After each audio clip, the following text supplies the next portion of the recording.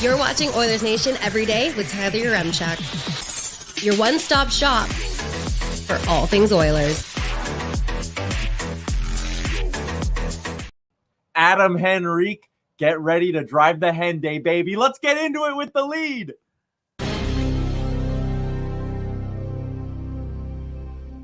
Oh, we couldn't wait until noon. We had to go live now. Our very own Frank Seravalli's got the news. The Edmonton Oilers are acquiring Adam Henrik and Sam Carrick from the Anaheim Ducks. Third-party team involved. Some moving parts to this one, according to Frank Seravalli, who will be on this show before the clock hits 1 o'clock. 90 minutes of breaking news analysis. And if you needed any more proof that Oilers GM Ken Holland listens to this show, he clearly listens to Liam Horrobin. Liam, you're getting your wish. Combo deal. Henrik and Carrick. Let's go. This is big. This is big for all of us. The Oilers forward depth just got a lot bigger, a lot better. And if they're getting a third-party broker, which it seems like they're going to, according to Frank, it likely means that they will not lose any players in this deal either, which is very, very good news for the Oilers. What a day. What a day. Tyler, I have to change the title of the show. It was Trade Talks are heating up. Trade Talks are complete, I think. Yeah, kind of. Let's change the show. Adam Henrik, you are insiders confirming. I was so excited I was on the wrong mic to begin the show, but let's go. Let's get into things here. We're waiting to hear the return. Not quite sure exactly how much is going to be going to the Anaheim Ducks in this deal, but the Oilers, if you are just popping in now, I see a lot of you joining the stream. They've made a big move. Adam Henrik is coming to town. So lots of moving parts to this one, according to Frank Seravalli. But first off, just welcome into the show. We have been itching. We've been waiting to do one of these bad boys, the instant live trade reaction. And a big shout out to the Oilers for just getting this thing going and not dropping the trade at like 1:30 this afternoon, right after our show's finished. So stay here. Keep it locked on the Oilers Nation YouTube. We will get you everything you need in terms of the return coming down the pipe and all of that stuff. But Adam Henrik is going to be an Edmonton Oiler. Liam, let's play a fun little game. You're getting both Henrik and Carrick, according to Frank Seravalli. Third-party broker involved. So let's say it's a fourth-round pick for that third-party broker, okay? Yep. That we can kind of assumptions this time of year are very dangerous, but for the sake of this little hypothetical argument we're going to have, fourth-round pick to the third-party broker. What's your guess on what the Oilers are giving up?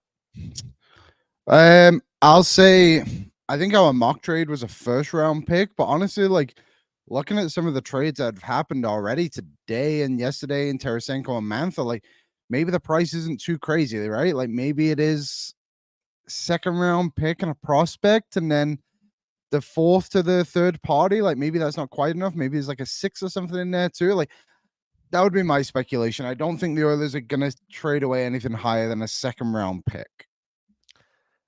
I will go ahead and again, we are guessing right now. We are absolutely guessing. We're waiting for the official return. We know our guy Frank Seravalli is working the phones like a madman right now, and will get us that info as soon as it comes down the pipe. Anaheim, I feel like, is going to want a first-round pick in this deal, and I wouldn't be surprised if maybe the deal breaker was Edmonton going, okay, we'll do the first, but you got to give us Sam Carrick. So I'm bracing myself for the first-round pick to be going. If they do this deal without Holloway, the first, or Broberg going out the door, massive Ken Holland W, in my opinion. You can give up basically any combination of anything that's not Broberg, Holloway first. Nothing on the active roster, the first and Broberg. If those three criterias are met, slam dunk home run victory for the Edmonton Oilers, in my opinion. Yeah, I actually can't see a scenario where that's involved in a deal at all, to be honest. I think it will just be picks. And yeah, like, Henrik is such a big add to this team for many reasons. One, he can play a third line centerman role, which helps you then move Ryan McLeod to the wing if that's how you want to do it. Well, we've seen him thrive the most this season with Leon Draisaitl, but also if you don't want him to play as a centerman, he's been playing wing a lot of the season for Anaheim and having a great year, and he just gives you a lot of versatility throughout the lineup. And then Sam Carrick just gives you that extra depth on the fourth line too. Like Derek Ryan has been fine this season, but you can kind of see his boots are again a little away from him in some points. So I really just like the addition of both these guys just to add the depth down the lineup here. But yeah, hopefully we can get the finalized trade soon. I would assume, yes, like I said, my gamble is that the second round pick is the highest thing they give away. Yeah, I'm gonna stand with. I have a funky feeling, again, no insider info. We're waiting for confirmed details here. I have a sneaking suspicion it will be the first round pick, but we'll see. To give you some background on the player, first off, welcome to everybody into the show. As always, we come to you live from the Sports Closet studio. As always, the show is brought to you by Sherwood Ford the Giant. Check them out online at sherwoodford.ca. Liam, the giant question right now is, what do the Oilers ultimately give up in this deal? But I'm seeing some comments here in the YouTube chat about Henrik as a player. Is he a rental? Yes, he is a rental. He is a pending UFA, 34 years old. Interesting to note, he does come with a modified no trade clause, had to submit a 10-team list. So clearly, and we kind of heard rumblings about this over the last 24 hours, that there was interest in Henrik and coming to Edmonton. He wouldn't block a trade to the Oilers. His cap hit is $5.825 million. So let me just do some quick math here. You divide that by 2, presuming the Ducks are going to keep 50% of this cap hit. You divide it by 2, 2.9. You get a third-party broker, which Frank is reporting is going to be involved in this deal. You're getting him for $1.45 million. So we know the Oilers had about $2.4 million in deadline cap space. You bring in Henrik at 1.4. You're going to put Sam Gagner now in Bakersfield, presuming he clears waivers in the next 28 minutes here, which might be the holdup of this deal becoming official, as well as they're waiting for that waiver wire news to come through. But you're actually only adding, with just Henrik, about $600,000 in cap space. So it's very manageable for the Edmonton Oilers. The other piece in this deal is Sam Carrick, 32-year-old centerman, right shot, add some size, $850,000. I would assume, just because the Ducks probably don't want to eat up their final 2 retained salary spots. They ate money on the Lyubushkin trade to Toronto. I don't think they're going to want to eat money on both Carrick and Henrik here. But Carrick coming in at $850, if you were to waive a guy like Derek Ryan, or even just for the time being send Dylan Holloway, who doesn't need waivers, down to Bakersfield, again, Holloway to Carrick saves you a little bit of money against the cap. So I think you're going to be right, Liam, on the part of your prediction that there's not going to be a roster player subtracted here. Yeah, and I think that's something we've discussed, right, over these past couple of weeks, is this forward group, while good in many ways, isn't good enough to be subtracted from, right? The Oilers just really needed to add some depth here. And I think the Oilers had a little bit more to play with than a lot of people give them credit for. So, here's some news here, Tyler, from Chris Johnson saying the Anaheim Ducks are getting draft picks back in the deal for Adam Henrik and Sam Carrick. Okay. So again, we'll see what the picks end up being going out the door here in terms of what the Oilers have as draft pick capital. I'm just firing up Cap Friendly really quick. They do have their first round. They have their first rounder this year and their second rounder this year. They also have their first, third, and fourth next year. So no third and fourth this year. Again, if that third-party team is involved, your fourth rounder next year, 2025, is likely going to be the cost year. Are the Oilers going maybe their second this year, their third and fourth next year in this deal? Again, getting both Carrick and Henrik, that doesn't quite feel like enough. I think it'll end up being like a first and a fourth in this deal. That's just my gut right now. But again, we're waiting on the official details. Again, Frank Seravalli was the first one to send out that a third-party broker is going to be involved.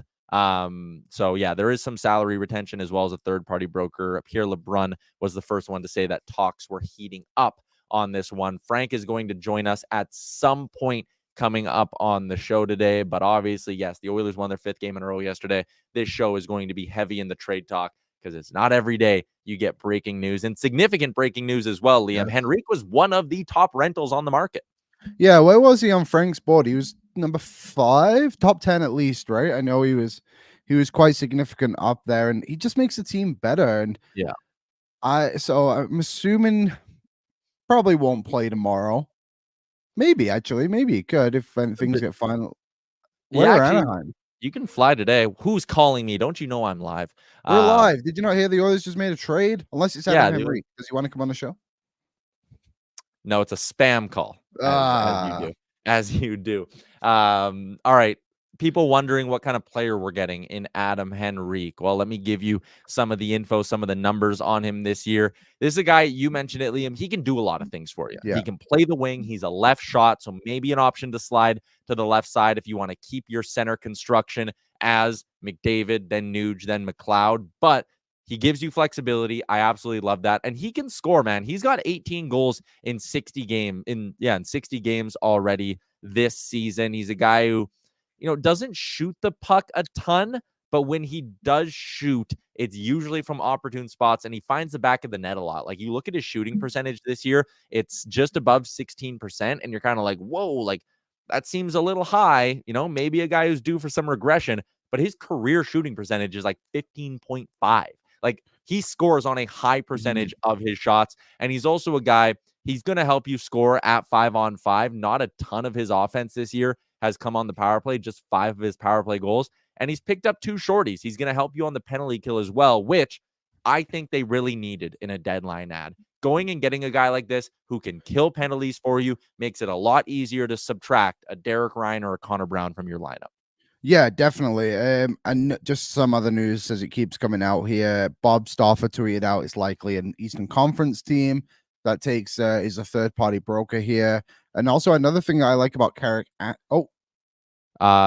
Just quickly a minute ago, Friedman says Sean Walker could be going to Colorado. So again, there's a lot going on right now in the NHL. We're waiting on, obviously, as we do, Frank to confirm any of these deals, but interesting stuff. Yeah, a lot of people tuning in right now. The Edmonton Oilers. Do you have more? Every time I open my mouth, it seems you got something. The LA Kings will be placing Jarrett Anderson Dolan on waivers at noon. Yes, I saw that one too. Adam Henrique, 53% in the face-off dot. Sam Carrick, 51%. Henrique is a left shot. I believe Carrick is a right shot centerman, right?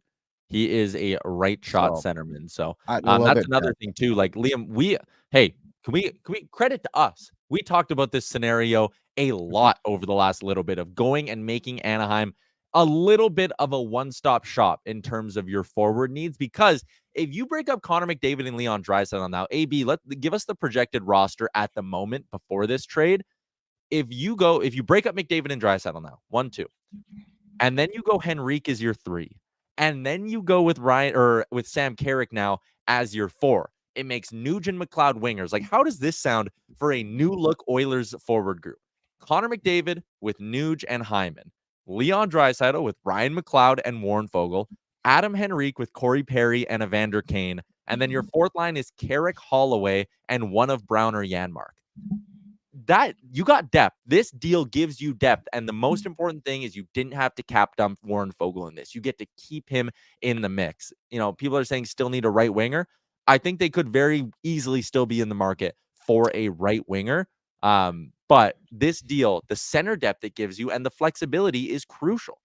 Yeah, it is. And do you know what you said a little bit before, like, you're ruling out maybe Anaheim retaining on Carrick too. I don't know. I don't know if I'm going to rule that one out yet. I was just looking through their roster. Like, I don't know if they would trade anybody else, So what does it matter to them if you kind of take both those spots? But we'll see. But yeah, like, the flexibility this gives right now, people don't seem too happy with the Sam Carrick edition. I think one thing you need to look at with the Carrick edition, he adds a bit more size to the Oilers' 4th line, a bit more intimidation, you could say, too. He's good in the dot. He's actually scored some goals this season. Like, I don't think it's like that bad of a pickup. And also, he's not someone the Oilers are going to have in their lineup every single night, too. He can be an in and out guy. So I'm not too worried about that. I think what we need to focus on here is the Adam Henrique edition. And like Tyler said, like, the lines that they could put through with this and where Adam Henrique can slot up and down the lineup is quite great, to be honest. And what did you say? 600,000 more in cap this adds, or less? Assuming it's retained down twice, which we're kind of speculating it will be, and assuming they just send down like a Dylan Holloway as the easy paper transaction move. Yeah, so we'll see what happens. I don't think the Oilers are done. All we've heard about the last couple of weeks is also how the Oilers are probably going to make 3 moves. and they really want a depth defenseman, and that's something that Ken Holland has basically done every single season he's been with the Oilers. Kulikov, Kulak, Mike Green. Yeah, and you know, a piece like Joel Edmondson would make a lot of sense. Again, if you're just tuning into the stream, I see there is a lot of you tuned in to the stream right now. The Edmonton Oilers are on the verge of acquiring both Adam Henrique and Sam Carrick from the Anaheim Ducks. So the first big move in Ken Holland's deadline plans is coming down the pipe. Salary retained, third-party broker involved.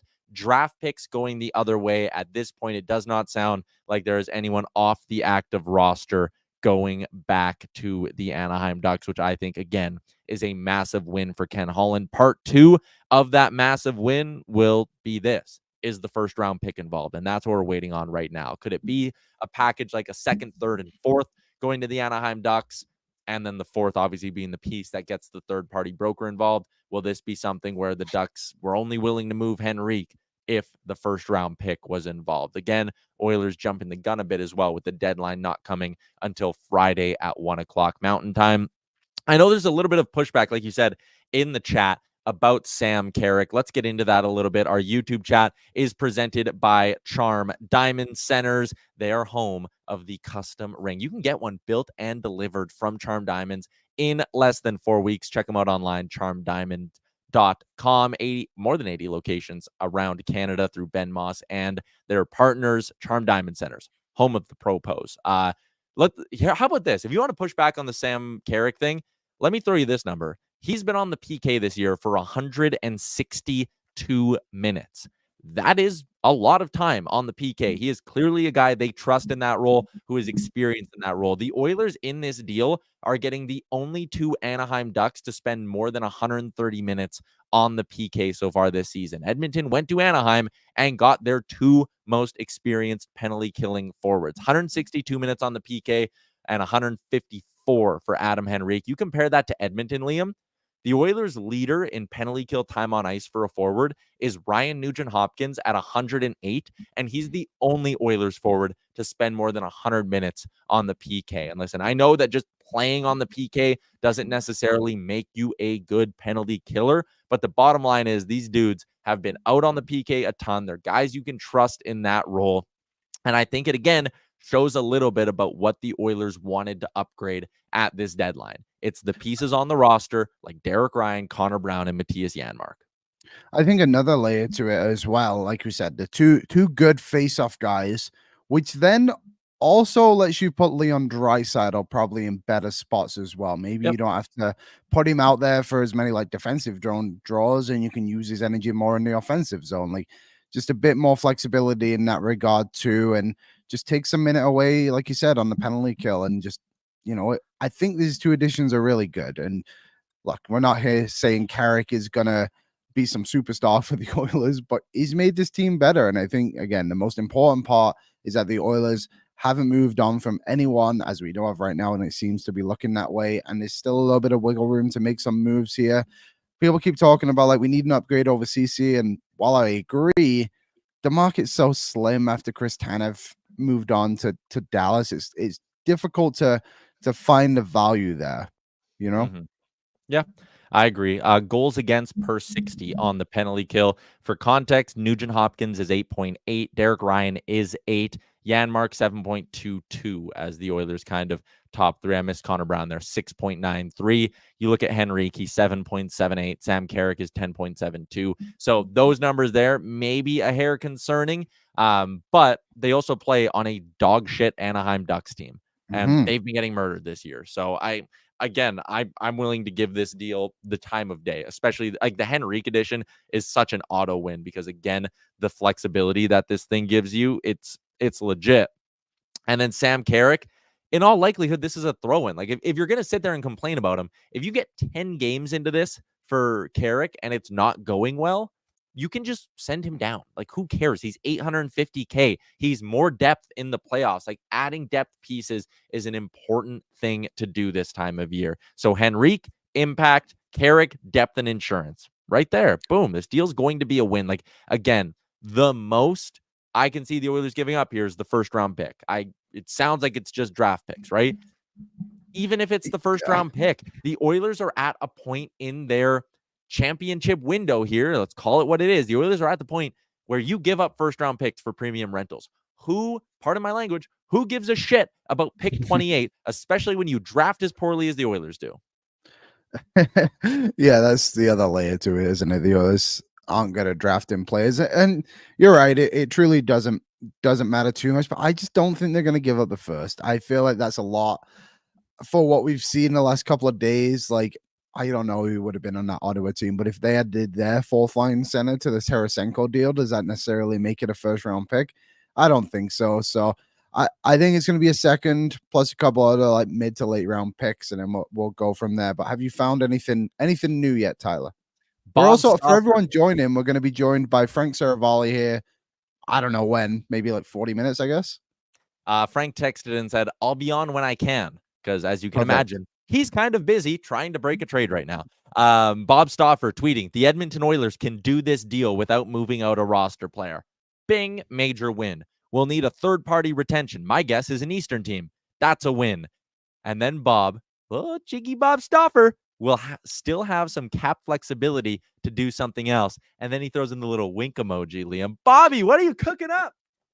Bob knows. Bob knows something. Hopefully they leave some stuff for the for the trade deadline show on Daily Faceoff on Friday. But either way, this is a win for Edmonton. We'll see what happens. The right shot. I do feel like Joel Edmondson is going to be the other addition they have on the blue line, and then other than that, I'm not sure. My phone just vibrates, and every time I see it, I get conditional first. What does that mean? First round pick and a conditional fifth. This is from Eric Stevens at Iceman Cometh, covers the Anaheim Ducks very well. He says, hearing it's the Oilers' first in 24 and a conditional fifth in 25, that can improve to a fourth if Edmonton wins it all. And then obviously, hey, I mean, listen, all we're doing is speculating right now on this. If that's the deal, maybe it's a scenario where Edmonton was like, yeah, okay, we'll give you a first, but that little third-party retention, that fourth-round pick, Anaheim, you're on the hook for that. You go give up that pick. Maybe. Just back to the Charm Diamond Center's YouTube chat. Oilers Nation fan says, Mantha got a second. It's gonna be a first. Yeah, that's fair. Yeah, listen, I would much rather give up a first for Henrik than a second for Mantha. I think that value lines up. Yeah, like Henrik was a need for sure. I don't know. The first round pick, I'm curious to see what the cap retention is here. Did they get retention on both? Just one? Because if you get it on both, holy moly, you get Sam Carrick down to, what is he, 850, 800? You get him down to 2, whatever it may be. Like that'd be crazy. That'd give you a ton of you're room. saying get a third party to retain on both guys. Why not? You know, like what's an extra for Carrick is nothing, right? For a lot of these guys. Yeah. I think that's actually a possibility. At least maybe once they could get it down. Maybe Anaheim takes it down to 400, and then you go from there. Because Kenny, he wiggled out 4% from the Nashville Predators for the next 3 years last trade deadline. So I think he might try and do that all over again here with Carrick and Henrik. So if that is this hypothetical scenario, then the Oilers might have just got Carrick and Henrik for less than $2 million on the cap, right? Potentially, yeah. I mean, which would be kind of crazy. Even if it's just Henrik getting retained down, it's going to be 2.2 million, 2.3 million, somewhere in that range. And again, what do you get to do? You're going to send down Sam Gagner. That's 850 or whatever it is, right? You're going to send down another piece. Like the money here makes a lot of sense. And like Stauffer said, it gives them the flexibility to do something else. There's the tweet from Bob with the little wink in there. I love it, Bob. Bobby. Still waiting on a confirmed return, obviously. I mean, Eric Stevens is a really, really solid reporter out in Anaheim. So if he's saying it's first, I tend to believe him. Again, Frank Seravalli will be joining the show in a bit and will likely be able to give us the confirmed details on that as well. Let's float this out there. Are the Edmonton Oilers done, Liam? Do you think this is the only big move? The only big move. I mean, I'll say yes, since the first round pick is in this deal. I think if the first wasn't, then they'd still be Uncle Ken would still be cooking up something in that that little stew pot of his. But I think with the way this deal has gone, you get one of the top 5 players on Frank's trade target list. You trade away your first. You fill a desperate need for this team, which also, just like we said, kind of spreads everything out a little bit in that forward group. So I'll say yes. I think this is the Oilers' big move of the deadline. Corey is they in did this last year, right? Yeah, Corey says, "Holy duck, this is awesome. Holy duck indeed." The Oilers land both Adam Henrique and Sam Carrick from the Anaheim Ducks. Still waiting on the official return. Some rumblings that it could be the first round pick going the other way. And hey, we've known for a while that Edmonton was willing to move this pick for a rental because they offered it up in the Chris Tanev sweepstakes. Yeah, they were always going to move it. I think you always maybe. Whoa. Sean Walker trade getting worked on here. Darren Dreger reporting Ryan Johansson's going back to Philly in the Walker deal. Interesting. How he's retained already, right? He already is retained. Nashville kept a chunk of his money, kept I think 50% of it. I'm just going to get his details right now. So does that mean that Johansson has 1 more year at $4 million? Well, he was playing second line center for them, no?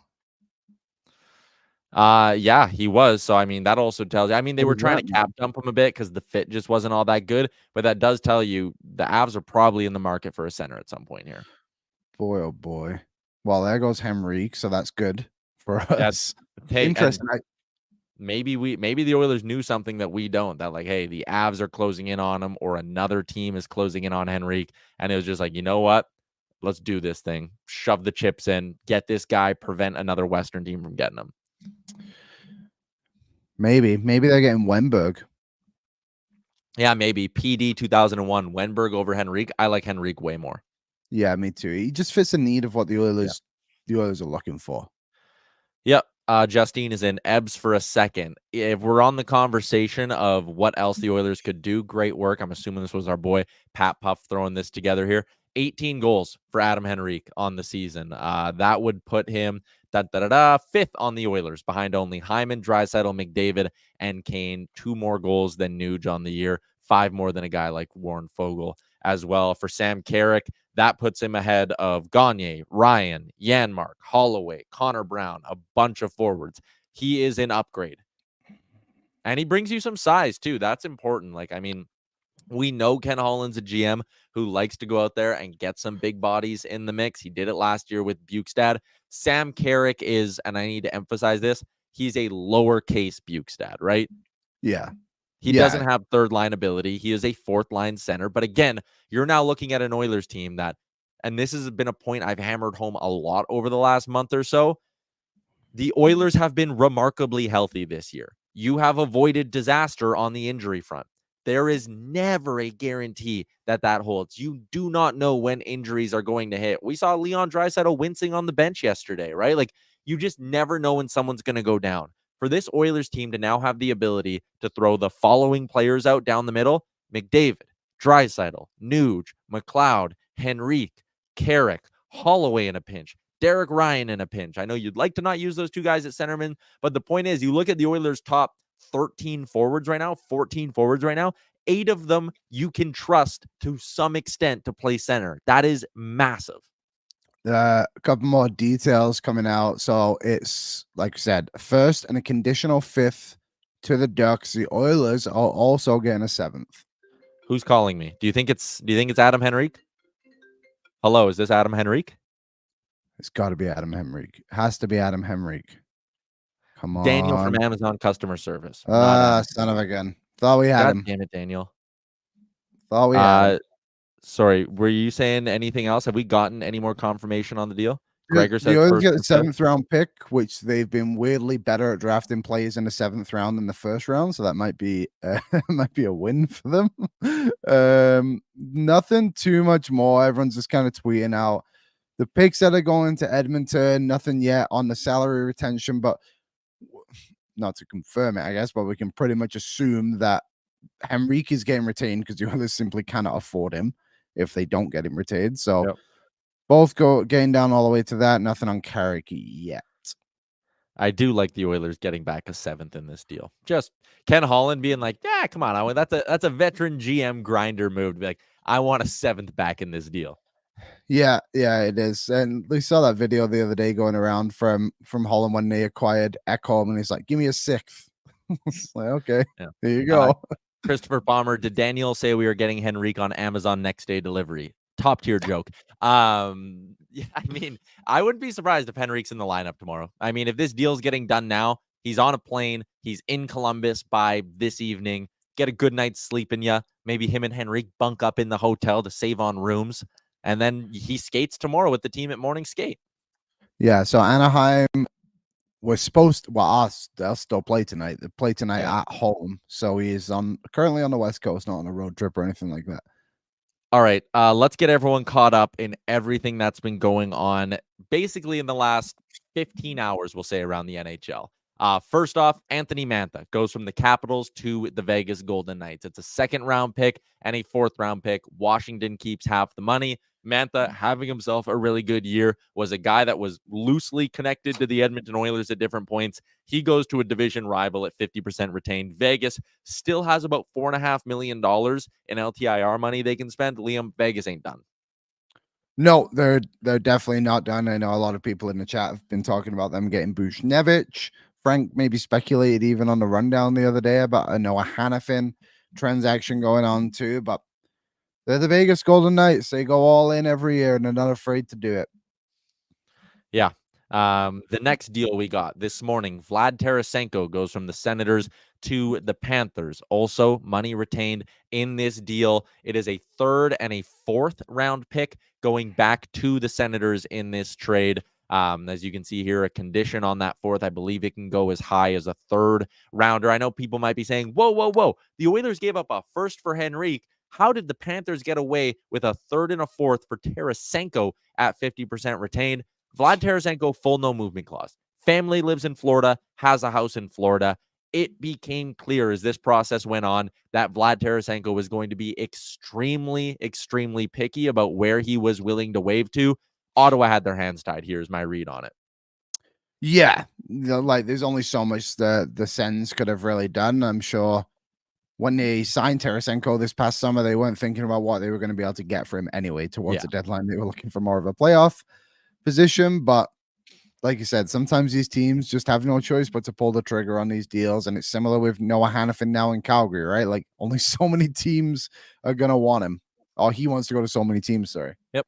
Dougie waits in the chat. Tyler and Liam, would you have taken Tarasenko or Henrik at 50% retained? Henrik's a better player. Henrik fits the need better. Yep. Is what I'll say. 50% retained for the Ducks. Freeman just basically saying Ducks 50% retained, but I believe there's a third-party broker. Yeah. Frank had that initially, that there is going to be a third-party broker involved in this deal. So we had the Mantha deal. We had the Tarasenko deal. Obviously, the Oilers make their splash. We've talked about that. The other move that is coming down the pipe right now, waiting for it to be official, Shawn Walker is going from Philadelphia to Colorado. I don't know if money will necessarily be retained, but Ryan Johansson is the salary piece going back the other way in this deal. He's got a $4 million AAV for this year and next. I would assume Colorado's paying a 1st here, Liam. Is that a safe assumption? Yeah, I think so. Maybe a 2nd, but if Johansson in that deal, I think they have to pay to get rid of him. I wonder if there's a sign and trade here. Do you think Carrick, like maybe Walker's signing there in Colorado?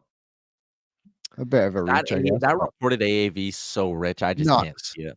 Doesn't make any sense at all. I don't get it. Like Shawn Walker's had a good year, but he also has like 25 points or whatever, right? Like he's not exactly blowing things out of the water here. Kevin Weeks is speculating Casey Middlestad to the Colorado Avalanche in exchange for Bowen Byram. Holy shit. That is an interesting one. Byram is definitely not doing as well as he. Great angle on Kevin Weeks here. It's just his forehead in the video. Yeah, that's a big one. But wow, that's interesting. So Colorado clearly clearly think Sean Walker is an upgrade of what they've got in Bowen Byram right now. Wow, that Buffalo Sabres blue line. Rasmus shit. Dahlin, Owen Power, Bowen Byram, Samuelson. Ooh, not bad. Damn. So basically what Colorado's thinking here is Walker for Byram is worth the flip of Middlestat and Johansson. I would imagine picks, again, involved in some way here, but that's Sabres blue line. Damn, that is a blue line that it can move the puck and it can skate. That might be dangerous. Oilers Nation fan who is, I think, being pretty grumpy in the chat.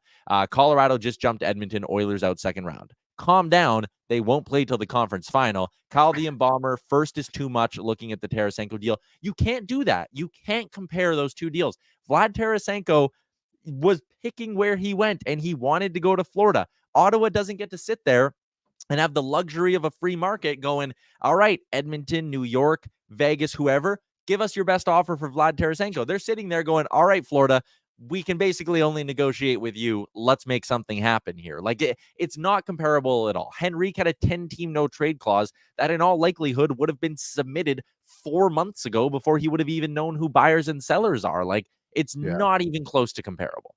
Well, it's nice. It's nice to know that the Ottawa Senators now take a look at their no trade lists. Yeah. Hey, lessons learned. Lessons learned.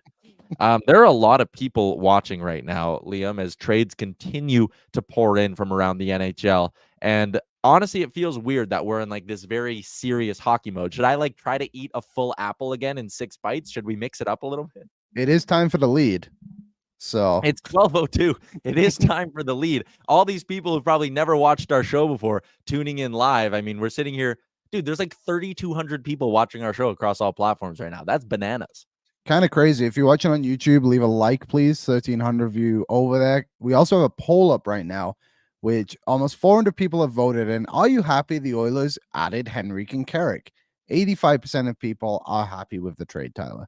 And I think at the end of the day, with the market the way it was, there was only so many players that were actually worth going to acquire and making the Oilers better, right? So I think this trade is good for Edmonton. The next question is, right, like, what is next? I think it's fair to say that maybe... Oh, Ryan Johansson on waivers. Huh? Ryan Johansson is on waivers. In Philly. Philadelphia. In Philly. So he is a flyer. He's now officially a flyer. Will Lockwood, someone else, and Jarrett Anderson-Doll are also on waivers. Wow, Ryan Johansson on waivers. That was quick. Also, middle stat for Byram is 1-for-1. That from Chris Johnston. Okay. If you are crazy. just... How is all this happening just right now? My brain is melting. How is all of this happening as we do our live show today? It's crazy. Frank had a follow-up tweet. Sam Gagner cleared. Yes. Significant news there. Sammy G clears waivers. We will see. And again, I speculated that what may have been holding off on this Henrik deal from getting finalized was just Gagner clearing, so you can move him and his cap hit down to Bakersfield and create a little bit of cap space wiggle room here.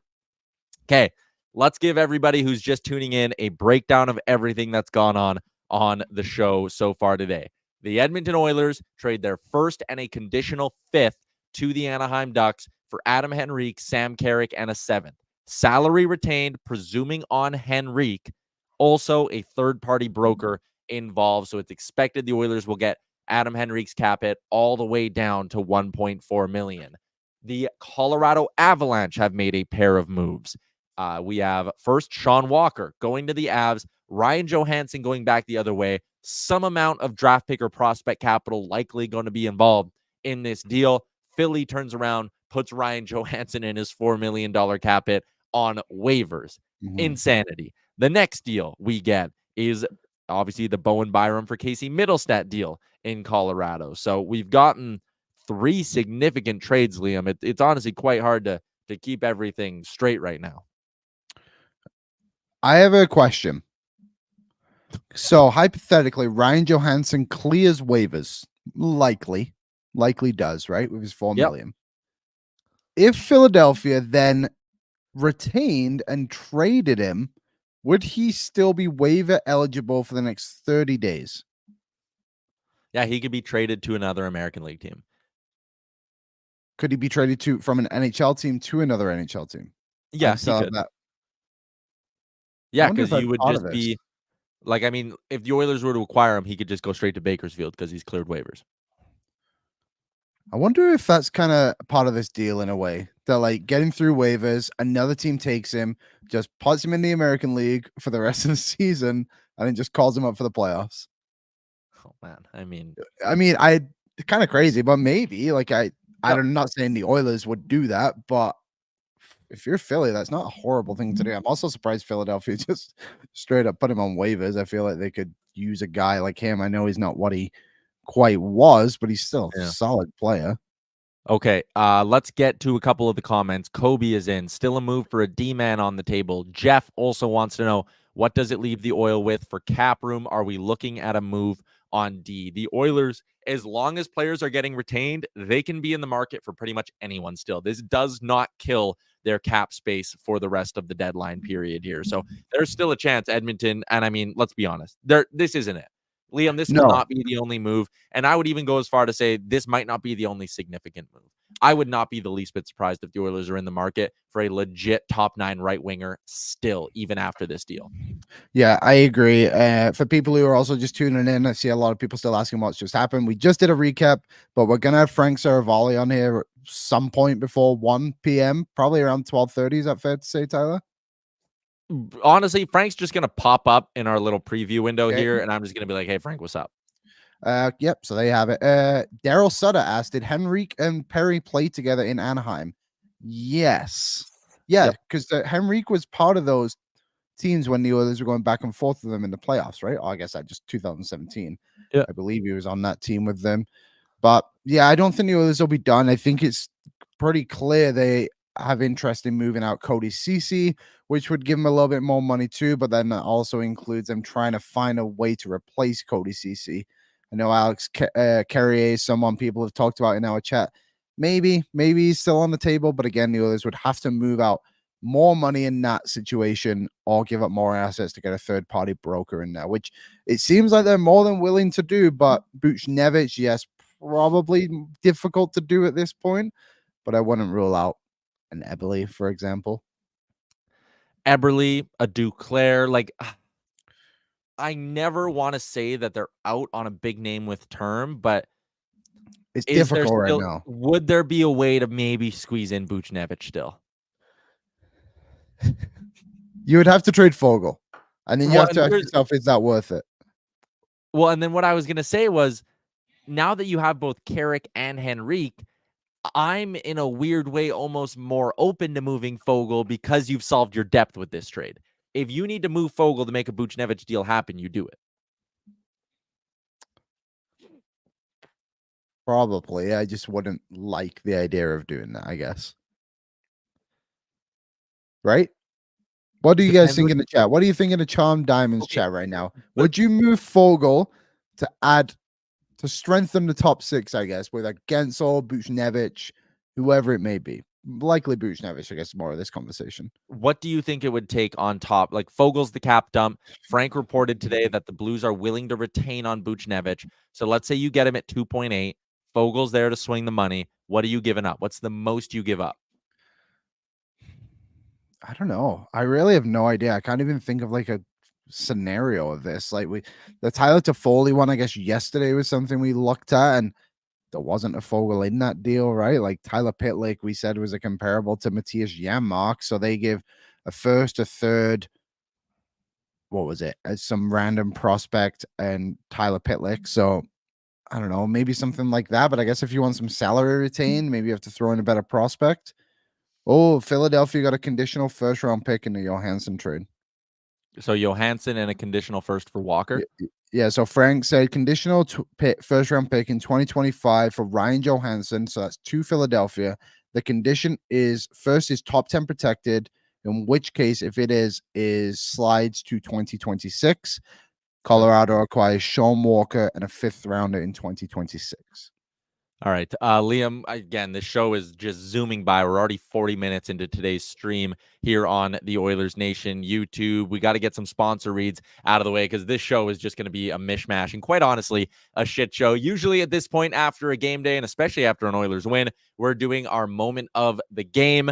Instead, we're just going to call it the moment of the show. Adam Henrique is an Edmonton Oiler and is brought to you by our friends at Douglas Mattress. Order today at douglas.ca/Oilers Nation. Douglas mattresses are handcrafted in Canada, ensuring the highest quality materials and fastest delivery to you. You can support a locally owned and operated Edmonton company. Avoid pushy salesmen with easy online ordering. The benefits of using Douglas mattress, they go on and on and on. And if you order a mattress today, it comes with a free comfort sleep bundle. You get 2 memory foam pillows with pillow protectors, 1 luxurious cotton sheet set, and 1 mattress protector free with any mattress order. Support a locally owned and operated Edmonton company and order today at douglas.ca/Oilers Nation. Dave Lunn is in. Do we know if Gagne cleared yet? Yes, he did. Cade Riley says this Henrique guy better not suck. And I'll be honest, I don't think he will. I think he's going to fit in like a glove here, Liam. It's the moment of the show. Henrique's an Oiler.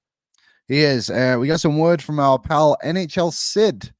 You know, Sid, he's probably the smartest, second smartest man I know. Shout out Bruce Kurlock. Edmonton has scored a mere 1.2 goals per hour without McDavid and Draisaitl at 5-on-5 in 2024. Henrique makes them a much deeper team. But Henrique is 34 and likely a rental. At first, is a pretty steep price. I would have rather have used it on a second line right winger. Then he says, not a massive fan of Carrick. Don't think he's a huge upgrade on the team, but we'll see. Really hope they still pursue a top 4 right-handed shot upgrade. So my only problem in AB, I don't know if we have Frank's top 10 available to flash up here. My only thing with the defensive side of this market is, let's look at this. Frank's top 10. Okay, Henrique, number 5, he's an Oiler. Walker, number 4, he's an Avalanche. You're not getting Noah Hanifin. I think it's pretty clear he has limited the Flames' options of where he's going to be traded. Hanifin's not a fit. No, you're not getting no other D-men. Yeah. Does this list go deeper? Do we have those graphics? If not, it's all good. I know Carrier is the only one. I think he would be the highest right-handed shot on Frank's list. So we'll see what happens. Maybe Ken knows something. Scotteroni asked Toffoli. I mean, Toffoli's excuse me, it's such an interesting case because New Jersey came out yesterday and said they don't want to trade him. Yeah. But now they're trying to sign him. Yeah. So we'll see what happens as that gets close to deadline. That feels like something, if they don't get the deal done within the last couple hours before the deadline, then he's probably out of the picture. State of survival. Scott Mayfield has been scratched since after the outdoor game. Mayfield is on the market. Scott Mayfield needs surgery and is probably done for the season. So no. LTIR. Yeah, just bring LTIR. Just bring him in for the LTIR money, really. Carrick is this season's Nick Bukestad. No, from Mass over on YouTube. Carrick is not the same player, not nearly as good as Nick Bukestad. He is lowercase Nick Bukestad is the way I would put it. The only similarity is that they both play in the bottom 6. Yeah. Reagan is in and says, read Gazdick's tweet on the trade. I will do that. Luke Gazdick, our friend who was on the show yesterday, said this is just a great trade for the Oil. Great veteran teammate in Henrique. And Edmonton fans, you are going to love Sam Carrick. All heart, tough, team first guy. Big afternoon in Oil country. And as Luke Gazdick does, ends it with a let's go Oil. I love it. Love it from our pal Luke Gazdick. Love the insight right there. I think we might be done with the trades for a bit here. I think everyone calmed the F down. I think everyone stopped cooking for a little bit. GM's on lunch break. Yes, the GMs are on a lunch break. Scotteroni is Carrick Costin. I mean, toughness in the bottom 6, sure. Sam Carrick doesn't have the offensive abilities that a guy like a Klim Costin would have. Matthew says, please let Fogle stay till July 1. Listen, I don't want to see Warren Fogle go out the door. I like him. He's having a great year. He's tight with the guys in that room, all of that stuff. If you can get Pavel Buchnevich for 2 good assets, we'll call them, and the Blues are willing to keep money, I'm sorry, Warren Fogle. It's the cost of doing business. Buchnevich next season at 50% retained would be unbelievable for this team. Unreal. And I don't know what they want from the Oilers. I don't know what the ask would be once that retention goes up to 50% on Buchnevich. It doesn't take a dummy to assume it would be a lot. I would be willing to give up a lot for this dude at 50% retained. Simple as that. Yeah, you're right. As much as it would damage me to see Fogle go after the great season he's had. It's about winning. Buchnevich is going to help you win more likely than Warren Fogle. I love him, and I'll be sad to see him go. But hey, maybe they get him back in the summer. Sergeant Battle, 1.4K people in the chat. As someone who was here when we started with like 13, this is fantastic to see. Great to see the show exploding, boys. All platforms right now, we're sitting at about 3,600 people watching the show. I'm going to pretend that there are not 3,600 people listening to the dumb shit we say. You, Tyler, and Aaron. Lance Kane, Tyler, can I sit next to you on the parade route? Yeah, we're getting ahead of ourselves, but it's a cup year. Christopher wants to know, should the Oilers claim Ryan Johansson? They can't afford to claim Ryan Johansson, unfortunately. $4 million cap hit. Even with the money from being buried in the minors, you would need like $2.95 million to just keep him buried. The Oilers, unfortunately, can't do that. So, no, he's also not having a good year. Not the same player he once was. Gino in the Facebook said, great trade for the Oilers. Thanks, Gino. Appreciate you watching. Danger Suede said, if they ask for Holloway, Fogle, and a second, do you make the trade? If it's 50% retained, I think I would I'd take a pretty good look at that thing. Sacrificing two players off your roster, though. I think if that deal was Lavoie and Fogle, it would be a much more appealing to me. Yeah. With something in here. Rajdeep, did we trade Fogle? No. The only trade the Oilers have made today is a first and a 5th round pick to the Anaheim Ducks in exchange for Adam Henrique and Sam Carrick. Again, we haven't seen the official announcement, like the trade call or whatever from the league, because it's a complicated trade. Anaheim's keeping some money in this thing, and a third-party broker is involved in this. So the Oilers, presumably, Henrik, $5.8 million cap hit, retained once, it's like 2.9, retained twice, it's like 1.45, $1.4 million. So the Oilers are going to be getting him retained down. That's how they're going to make this thing work. And as Bob Stauffer said, I do want to get to this question too, so leave it up. As Bob Stauffer said, they have the cap flexibility to do something else. Hunter, I don't understand why we're going after forwards. Make it make sense genuinely. Well, here's what I'll say. You can improve defensively by adding good quality forwards. Adam Henrique is a good 200-foot player. Sam Carrick is a guy who will come in and work his bag off for you and, again, bring some size to this lineup. The issue with the Oilers upgrading their blue line is two prongs here. One, who's out there? Who's out there that's legitimately better for the Edmonton Oilers than what they have and the 6 D-men right now? Walker's gone to Colorado. They were willing to give up a first for him. Okay, sure. They also had the Ryan Johansson cap dump involved in there. So maybe you could assume to some extent, Liam, you could have gotten Walker for a first in CC, but then you don't have the first to go upgrade your forward market. Going after D-men requires subtracting a piece from the active roster. Yeah. And find me the guy right now. I like Alex Carrier, but Nashville apparently wants to hold on to him for the time being. Like, there's not a guy on the market who's that much better than what they have right now.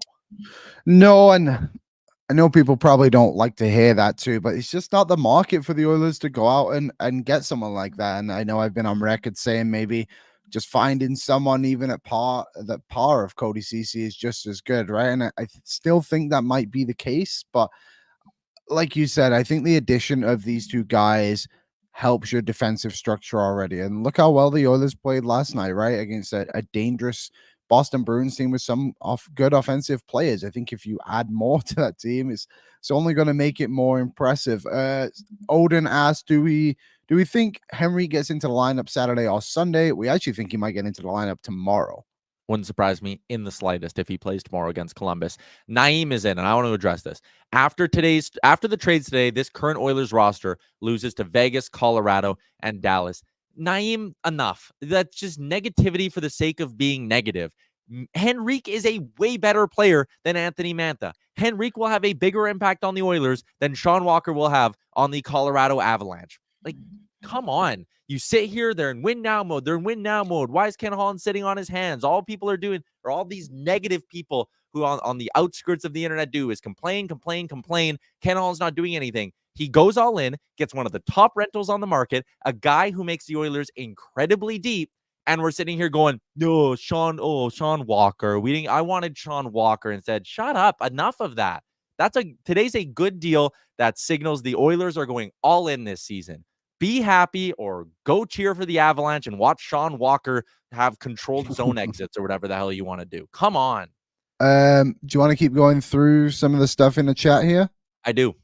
Here we go. From Ryan Simpson. First time I've seen him in the chat. He says, I'm curious, who is Carrick better than and who comes out of the lineup for him? Derek Ryan. I think Derek Ryan is a likely candidate for that, but also it's not about who he's necessarily better than 100% and who comes in and out. He's just adds a little bit more insurance to this team. We talked about it kind of off the top. Like, the Oilers have kind of been lucky. They haven't been too injured this season. So it's adding Carrick is a good addition to this team in that regard.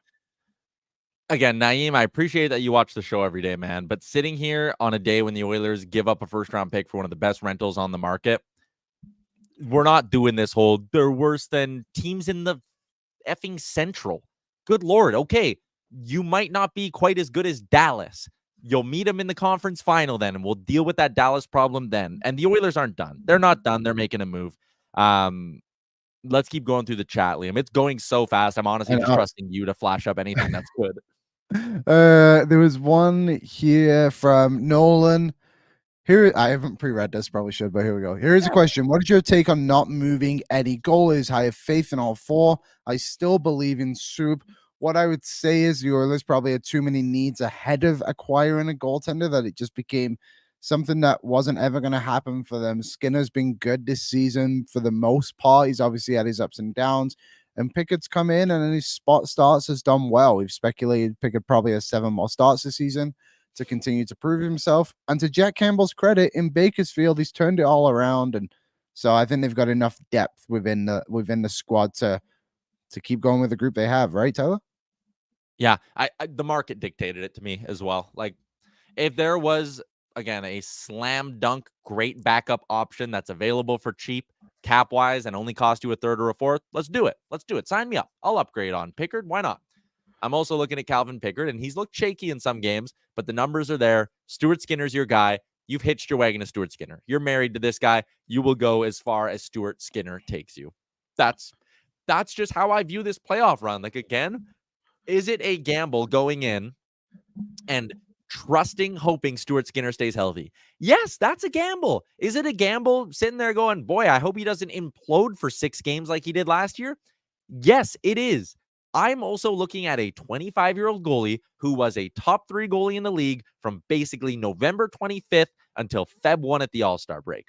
That is not 2 weeks. That is more than 2 months where he was right up there. Still, go back and read the schedule through January, man. He stole game after game. They were winning low-scoring hockey games. There were games they didn't deserve to win that they won because of Stuart Skinner. Liam, did you watch the hockey game last night?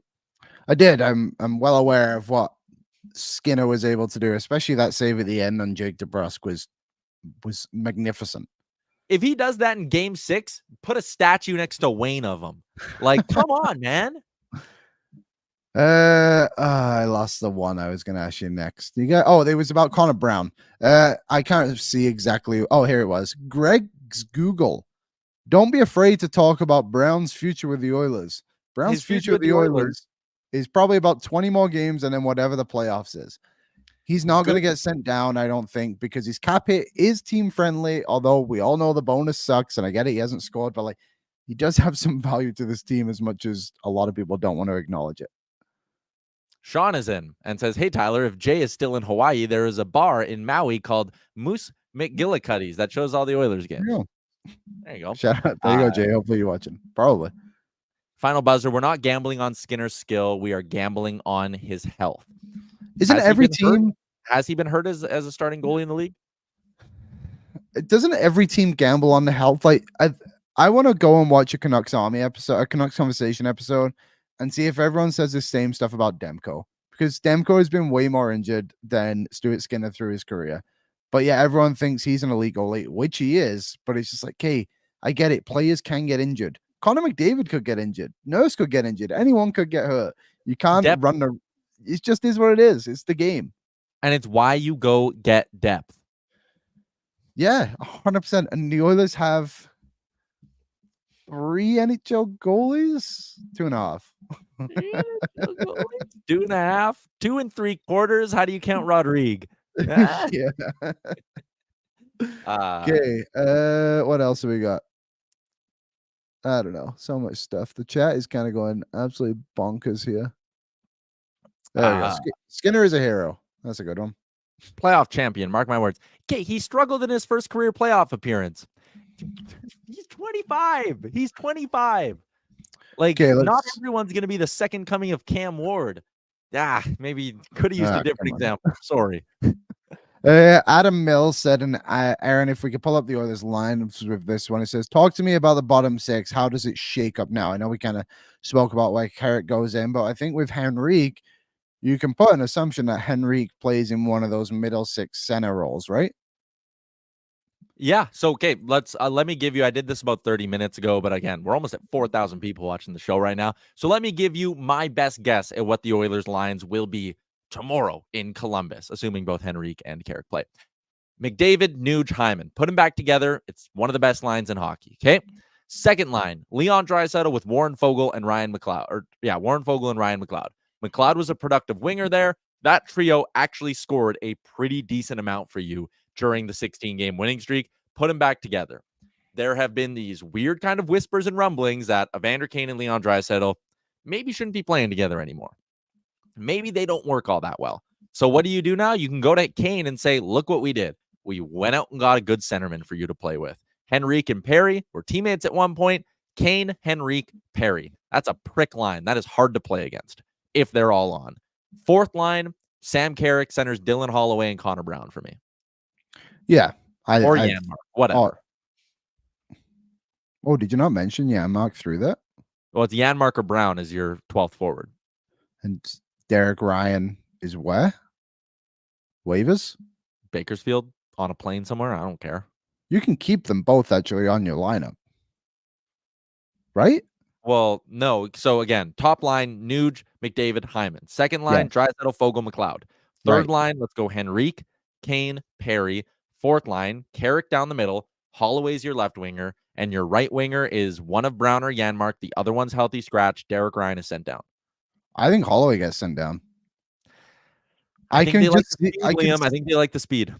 I think they like the speed too, but also the reason I'm saying that is, and I know a lot of people won't like it, is the fact that Matthias Janmark has been the one playing on that second line for the Oilers when the chance has been there, right? So yeah, maybe they value him a little bit more. We've talked about the penalty kill with Connor Brown. Like, do you want to lose Janmark? I know they've added Carrick and Henrik, so that really adds to it, but it's going to take a little bit of time for those two guys to get ready for the PK that the Oilers run, right? So do you want Janmark, Ryan, and Brown all out of your lineup whilst that happens? It's interesting. I don't know. I never even thought about the fact that the Oilers having extra skaters. Cone Zone says Carrick is the extra forward, FYI. Hashtag 13 or number 13. Luke Gazdick had a follow-up tweet on Carrick. Sam Carrick was my captain in San Diego, the Ducks farm team.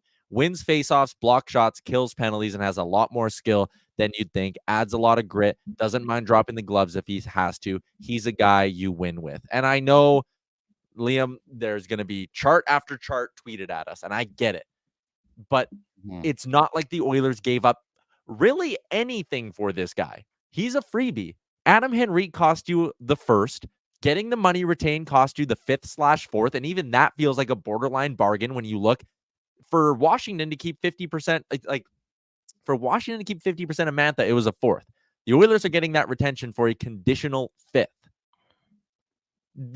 Sam Carrick's a freebie, man. He's a throw-in. He's a throw-in because Anaheim really wanted the first-round pick. So you could maybe argue the Oilers overpaid that much for Adam Henrique. First-round picks for a rental, not always fun. I get it. But where are you right now in your window? you are in the mode of giving Connor McDavid and Leon Draisaitl all the support they need to go on a Stanley Cup run this year. That's what this trade's about. Sam Carrick, at worst, is a dirt cheap 13th forward. At best, is a good fourth line center who brings you an element that someone like Derek Ryan just flat out doesn't. Yeah, 100%. There's a question here, Robert, who is just, I'm assuming, just coming into the show kind of late, wondering how the Oilers can basically afford for all of this to happen. There's going to be retention on Henrik going down twice. Likely, there's been speculated a third-party broker. If the Oilers can make it happen with Sam Carrick too, like I'm the only one speculating this. Nobody else is. This is my inside knowledge from my basement right now. I think the Oilers are getting a third party on Carrick as well. If you were, then you're getting these two guys for a combined $1.8 million. And if you send down Derek Ryan and Dylan Holloway, let's say, or sorry, Gagne and Ryan, you basically canceled out the money. Like, that's the beauty of it, if that's the case. Yeah. If not, even then, you're only adding like $500,000-$600,000 in cap space. I just can see it so much. Like, they have to be so smart with how they spend their money right now. Yep. And just to get him absolutely down to nothing, I could totally see it. I really, really could. Also, Bob Stauffer has tweeted out the same thing 4 times. So that makes me wonder if we're getting closer and closer to finding out more news on this. Or maybe just Bob keeps noticing spelling mistakes in his tweet. I'm not sure. Like, he's deleted. Yeah, he's edited it like 4 times. What is But Bob I don't know what he's editing. I don't know either. Oh, boy. Oh, boy. Classic Bobby. He's just double checking his work. I respect that. Frank Seravalli is going to join us at some point on the program today. He's obviously busy trying to, break trades and whatnot. We're also getting dangerously close to 4,000 in the stream. So I'm hoping when Frank pops in, hey, maybe we'll get a little Frank retweet bump. Frank? That'd be big. He's been retweeting Canucks Army a lot recently, and I really, really want him to just give us a little bit of a one, Okay, let's keep cruising along with today's edition of the program. Today's show brought to you by Sherwood Ford, the Giant, and their fantastic mobile service department. When you pick Sherwood Ford as your next dealership, not only do you get a good, reliable vehicle in the process, but you get the best service department in the Edmonton area. And that is me saying that. That is my testimonial, because I drive the Nation truck, and Sherwood Ford, the Giant, always takes care of me. Their mobile service van will come to you in the Edmonton area. Hey, listen, the weather's starting to turn. We're still a few weeks, maybe a month away from this point, but swapping out your winter tires, that's a pain in the ass. You know what they do? If your tires are already on rims, Sherwood Ford, the Giant, whoop, they pull up to your house or your office, they do the change for you right there, and then they boogie on out of there. You just get to chill, kick your feet up, relax. No more of that pesky waiting time, getting a ride back from somewhere because you're getting your tires changed. Don't matter when you use Sherwood Ford, the Giant, as your next dealership. People complaining about the first round pick. I like this one from Rusty. 32nd overall is basically a second rounder. Like, that's the other thing here too. Cup window, Stanley Cup contender. Where's this pick going to be? 24 to 32. Right? Oh, Tampa is involved in the trade? Well, someone just... Oh, yeah. What? Huh? Why? What do they want? What? I don't trust the Lightning. If the Lightning are involved, I feel like we're getting duped here somehow. What do they know? What do the Tampa Bay Lightning know? A few people are saying it now. Interesting. Yeah, I saw Brennan Clack, the old Clack Daddy-O. He tweeted out that Tampa Bay is somehow involved in the Henrique deal. Okay, we'll see, I guess. I was right. I don't know where Brendan Clack... I mean, is he just speculating this?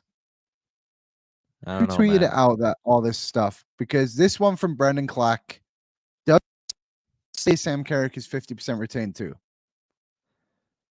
But I don't know what his source is. He didn't say. What's going on right now? Yeah, okay. Brendan Clack at NHL Update. Great guy. Good St. Albert boy. Went to school together. Ducks trade Henrique, 75% retained. Sam Carrick, 50% retained. And a 7th round pick to the Oilers for a 2024 first and a 2025 fifth. Oilers dealt a conditional 4th to the Lightning to keep 25% of Henrique. But then Clack ends it with the 1 of 2. What does that mean? Why are the Lightning keeping money? Why are the Tampa Bay Lightning acting as a third-party broker? I do not quite understand this. I guess the thing with Tampa Bay is they no longer have Sergachev, right? So they have almost $8 million in cap space to spend a little bit of that and get a 4th round pick. It's similar to what New Jersey did, right? The other week with what trade was that? Tanev. So maybe that's it. It's got to make sense. I actually don't know where he got that from. Like, he could have. I don't either. No one else has tweeted it. No, nobody else has tweeted it. I trust me, I have every single insider's post notifications on, and my phone is not buzzed. So I don't know who got it. The post was deleted. Maybe we just got duped by the Clack Master. Clack Daddy, buddy. We trusted you, Clacker. What's going on? What do we got going on here? Yeah, I mean, we can't even find the tweet anymore. Okay, well, whatever. Let's pretend that last 3 minutes of our show didn't happen. Yeah, we'll cut that. We did tell people, Liam, that we weren't doing enough nonsense on the program today. So I feel like that's just a nice little drawback to our roots as a very unserious hockey program. From JT Shark, the 4th annoys me more than the 1st. You have to trade the 4th because that is the market for retention. Also, that makes no sense. Yeah, that is a bit of a weird one. That's a weird one. Okay, let's continue along with the show. What else do we need to do today, Liam? Like, we've been live for an hour and 5 minutes. It feels like we've been live for exactly 4 seconds. Well, you should talk about Service Credit Union. Okay. Hey, let's do this. Service Credit Union mock trade season. The trade is fake, but you know what's real? It's the Service Big Share Contest. And you know what? It is back for a 6th year, and it is your chance to win $1 million. And you're sitting there going, what do you mean I can win $1 million? Do I need to do anything? All you need to do is save with Service. Anyone can enter by becoming a member and saving with Service Credit Union. Every $500 saved gives you 5 entries into the Service Big Share Contest. You can even transfer your existing savings to Service for a chance to win $1 million. Contest ends April 30th, 2024. Skill test required. For rules, visit service.ca/win. Liam, I'm not going to ask you for big impact, but the player on the market who you'd like to see the Oilers target next is who on the Service Credit Union mock trade front? Oh boy, the player I want them to. I actually don't know.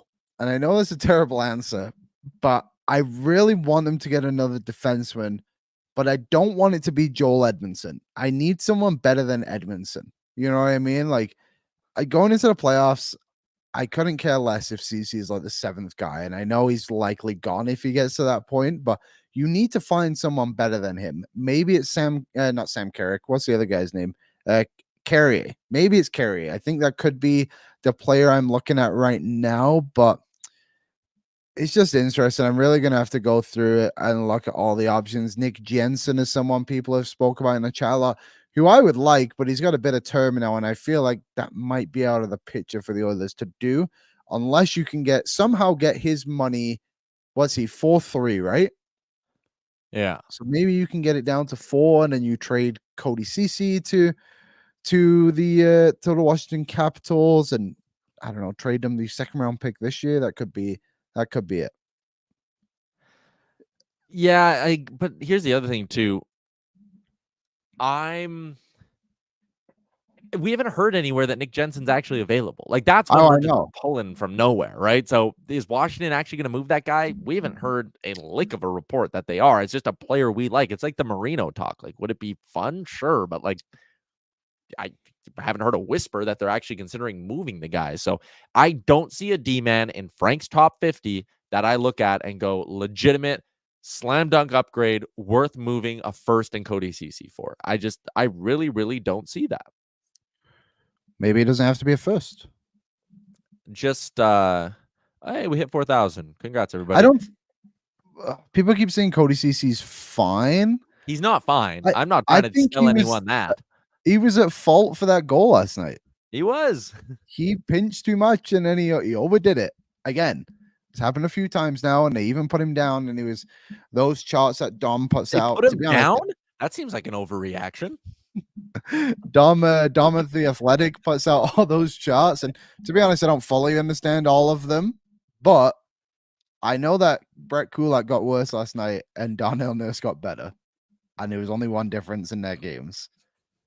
Yeah. It's not good. It's But not let me good. float, for the people who are maybe upset the Oilers didn't do the Sean Walker trade, let me float you this. Column A, here is scenario 1. You no longer have Cody Ceci in the first round pick, but you have Sean Walker, okay? Scenario 2, you still have Cody Ceci, but now you also have Adam Henrique and Sam Carrick. What's better? Just Walker and Ceci subtracted, or Henrique and Carrick, and you just got to keep playing Cody Ceci? Okay. So Brennan Clack, I don't know if we want to keep referring to this guy, but he's the only person out there that has tweeted anything. Maybe we just wait till the big insiders got it. I don't know. I feel like this guy might be onto something. Apparently, there might be a player coming back in trade too for the Oilers. Well, that's just because of the wrinkle in the CBA. The new thing, right? Yeah, you can't trade basically retained money for future considerations. There has to be a prospect involved in the deal to some extent. So again, we'll wait and see if one of the big name insiders has something more on Tampa Bay's involvement. Oh, there it is. Frank. Okay, Frank Seravalli. To the Oilers, Adam Henrique at 75% retained, Sam Carrick, no retention, and a 7th round pick. To Anaheim is a 2024 first round pick, a conditional 5th in 2025, and a 4th round pick to Tampa Bay from Edmonton. Yeah. The 5th becomes a 4th if Edmonton wins. Tampa must also send a reserve list player, like we speculated, to Edmonton. Okay. Just quickly, someone said, is this delayed? Sean Walker's been dealt. Yes, we know Sean Walker has been dealt. We were going through the hypothetical of, would you have rather given up the first in CC for Walker or done what they did, which is the first for the Henrik and Carrick package? That's the comparison we were trying to make, and we were talking about potentially upgrading the blue line here. Also, shout out to Clack, who ended up being right on Tampa Bay's involvement. The only thing that's maybe causing some confusion is obviously, did Carrick get retained? But Frank's tweet does not say that. Also, I just got a text from Frank Seravalli that says, I'm on my way. So giddy up, everybody. We got the insider coming. Frank Seravalli will join the show in just a couple of minutes. When he does, it is on the Star Mechanical guest line, Edmonton's #1 plumbing and heating company. It's winter. It's cold. Also, when things start to melt, that's when things can tend to go wrong. You're going to want to keep Star Mechanical in mind as the winter or the spring warm-up comes. Plumbing, heating, HVAC services, you can contact them online, starmechanical.ca, 24/7 emergency service. That is an important little part of what they do over at Star Mechanical. Someone said Ty Taylor is the reserve player. I don't really care. It's nothing. It's basically like, hey, are you going to keep this money for us? Yes. Okay, give us your worst reserve player. Done. I mean, tongue-in-cheek a little on that, but the point isn't to get anything of value. Ty Taylor plays in the SPHL, which is lower than the Eagles League. I don't know what that means. So, it's a semi-pro league. By semi-pro, like a quarter pro. What's his day job then? That wasn't on his elite prospects page, but he is from England, which is big. Again, is this potential proof that the Oilers listen to our show? I've always speculated that, you know. Yeah, Liam, that could be the interesting little hat tip. You were the one a couple weeks ago, like almost 3 weeks ago now, who were like, you said Carrick and Henrik. What about both? Maybe this is the Oilers saying, hey, the reserve player is an Englishman. Shout out to our boy Liam. Maybe. I mean, I would not be shocked by that at all. But he's here, Tyler. He's here. Oh, Frank's here, everybody. Everybody quiet. Frank's here. Star Mechanical guest line, starmechanical.ca. Frank Seravalli, the Daily Faceoff insider who was all over this trade. Frank, the Oilers give up a first, a 4th, a 5th. Henrik, what do you think of the deal? Well, I think the Edmonton Oilers are really well positioned down the middle now. I think that goes without saying. I think Henrik is really going to impress with his hockey IQ. He's almost always in the right spot. He can chip in 20 goals a year, and he's someone that I wonder if on the outside of this looking in, if he could be a potential fit to re-sign in the summer and stay. Obviously, he won't be in the pay bracket that he is now, but maybe that was in the back of Edmonton's mind. I think the tough part is you're still giving up that first round pick, and it's not the big crazy splash that you'd want it to be, but the Oilers still have certainly some capital left to spend. Do you think this is the big move for the Oilers heading into the deadline? It does feel like the biggest that's going to happen. Yes. Okay. I still think they're going to make additional moves. I think they're probably going to try and add a depth defenseman if they can. But in terms of Carrick filling out your bottom six, that's probably pretty locked in. I think that probably takes them out, just from a pure cap perspective, takes them out of a larger deal for a winger, unless there's something else coming and they're going to move roster players. This is certainly toward the top of what Edmonton was trying to accomplish.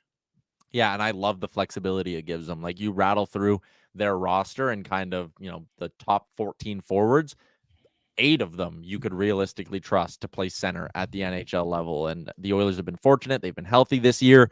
But if you were to run into an injury bug, you all of a sudden have guys who can play top 6 center, who can flip to the wing, guys in your bottom 6.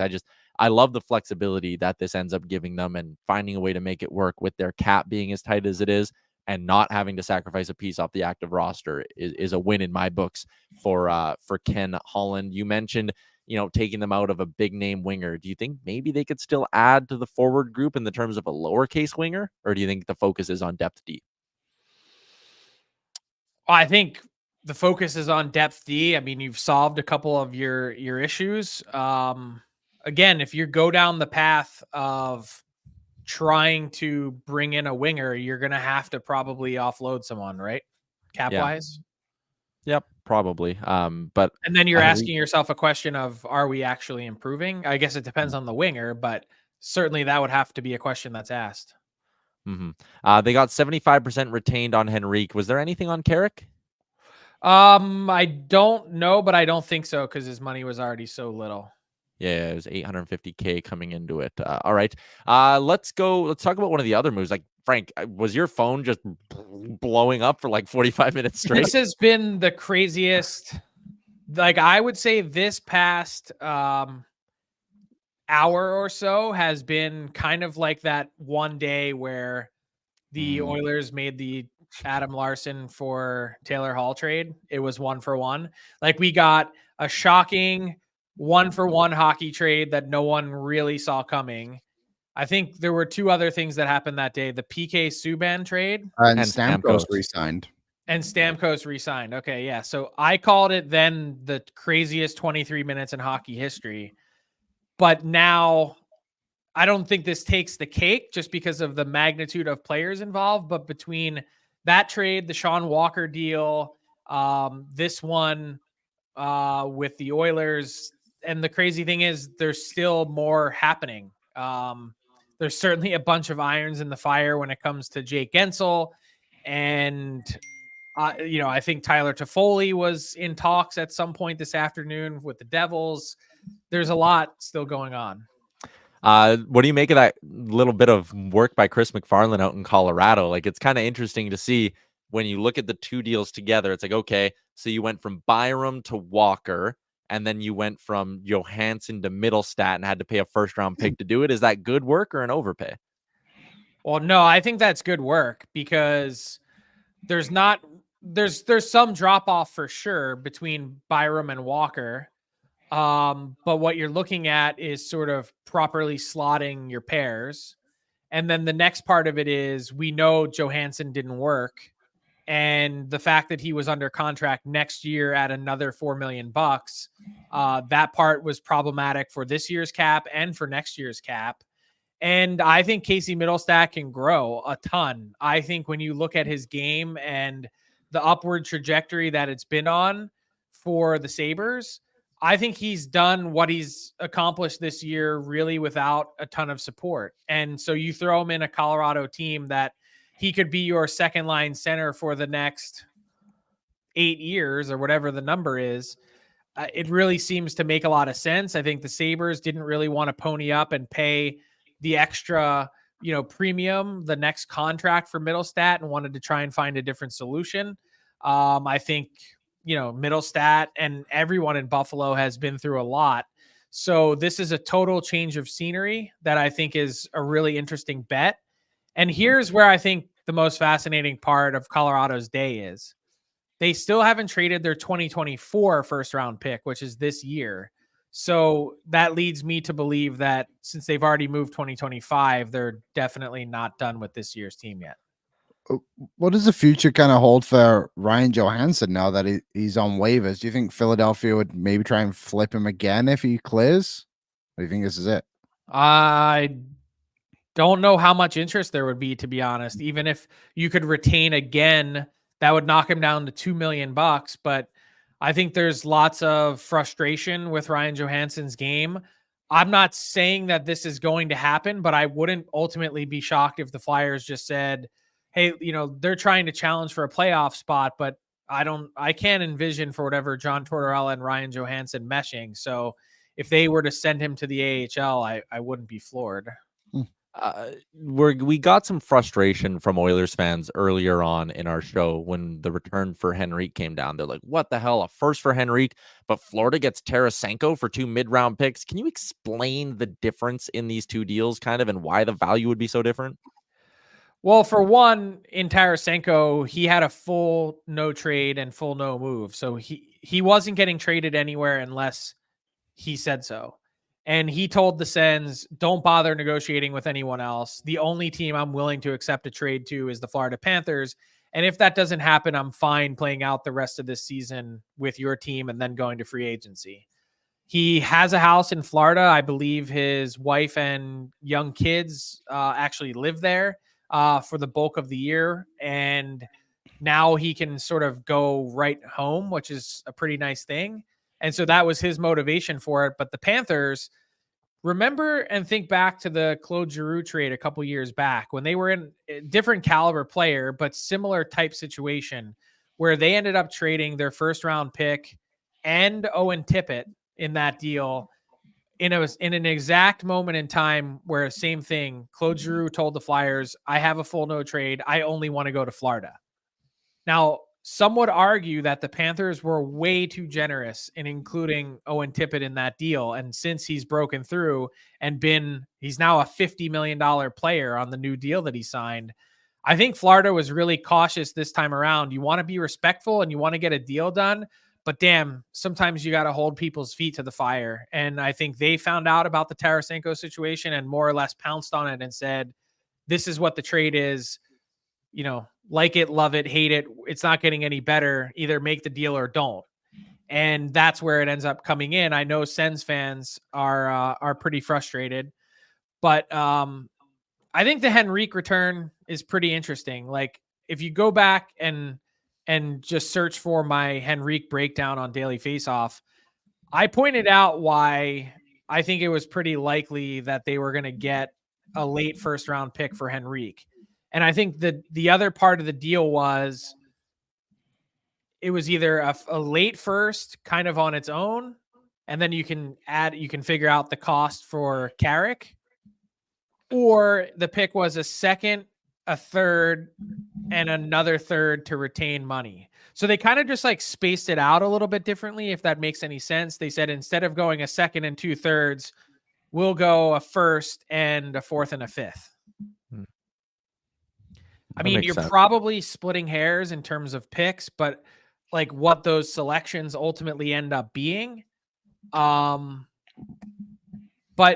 in the end, I'm not sure that pick difference is really going to make a huge difference for an Oiler team that this is what they sought to add. And the other part is when it comes to this year's draft, a lot of people have been, people that I trust in the scouting community have been saying, huge drop off coming after number 20 overall.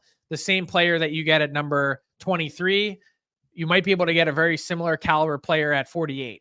And so that part I think has been really important that teams have monitored, saying not that first round picks aren't worth much, but once you get past that range, which the Oilers are likely to be in, then don't spend too much time fretting about it if it's going to get the deal done. Frank, if you need to dip at any point, don't be afraid to just say, my phone's buzzing like crazy. Let me go, Tyler. But one more area I wanted to hit on was the Vegas Golden Knights quickly. We saw the move last night with Anthony Mantha. They give up in a second and a fourth to get it done. They have some LTIR pool left. We've, started this segment by speculating maybe the Oilers have made their big splash. Has Vegas made their big splash? No, I think they've Damn. made one part of their splash, Okay. which is probably pretty annoying for Oiler fans to hear, right? Mhm. They've still got 4 million and change in cap space left. They still haven't traded their first round pick. And oh, by the way, what if Mark Stone is back and this Vegas lineup is healthy kind of for the first time all season? It gets spicy. Yeah, it does. And then you look and go, oh boy, is Colorado going to get Gabe Landeskog back? And they still have their first round pick, and they could go make another big splash in their forward group. Maybe the Oilers should be willing to part with maybe their 2025 first year and keep going. Well, I mean, keep going how? Because then, like I said, you're now starting to delete from your roster. Yeah. I think a lot of people just want to see the upgrade on Cody Ceci, but the argument we keep kind of making with people is like, where do you go? Is that fair to say? I don't think Sean Walker was an upgrade on Cody Yeah. Ceci. I think they're very similar caliber and impact players. Yeah. Yeah. And I don't see anyone else I mean, in your top 10, the only D-man now is Hanifin. He's obviously not a fit. And even when your last edition of trade targets, you work your way through and it's like, who here is worth pairing a first round pick up with Cody Ceci to go get? I don't think that makes sense. For me, I'm going to stick with go get a scoring right winger. And maybe if the ceiling's high enough on that winger, you'd be willing to part ways with a guy like Warren Fogle. But interesting. It'll be interesting to see where Adam Henrique slots in and what Chris Knobloch does with his lines as well. They're in Columbus tomorrow. So we'll see if Adam Henrique can make a quick flight. RIP to my trade targets, by the way. As this all was going on, I was in the story to delete. I have I always have 5 or 6 names on the side ready to plug into the top 50. And I think even those guys were all decimated with all the pieces that moved. Nick Seeler off the board, for instance, that he wasn't even traded. It's just Bogosian re-signed yesterday. It's been an absolute bloodbath on the trade targets board. So please say a prayer for me. Today do you at think 9. Go ahead. I was going to say, is there going to be more today, do you think? Like, as the day goes on here? I would assume so. Yeah, I think there's certainly a number of teams trying. Can never really quite put a timeline on it, but there were a few other things percolating today that, like I said, haven't gotten across the finish line.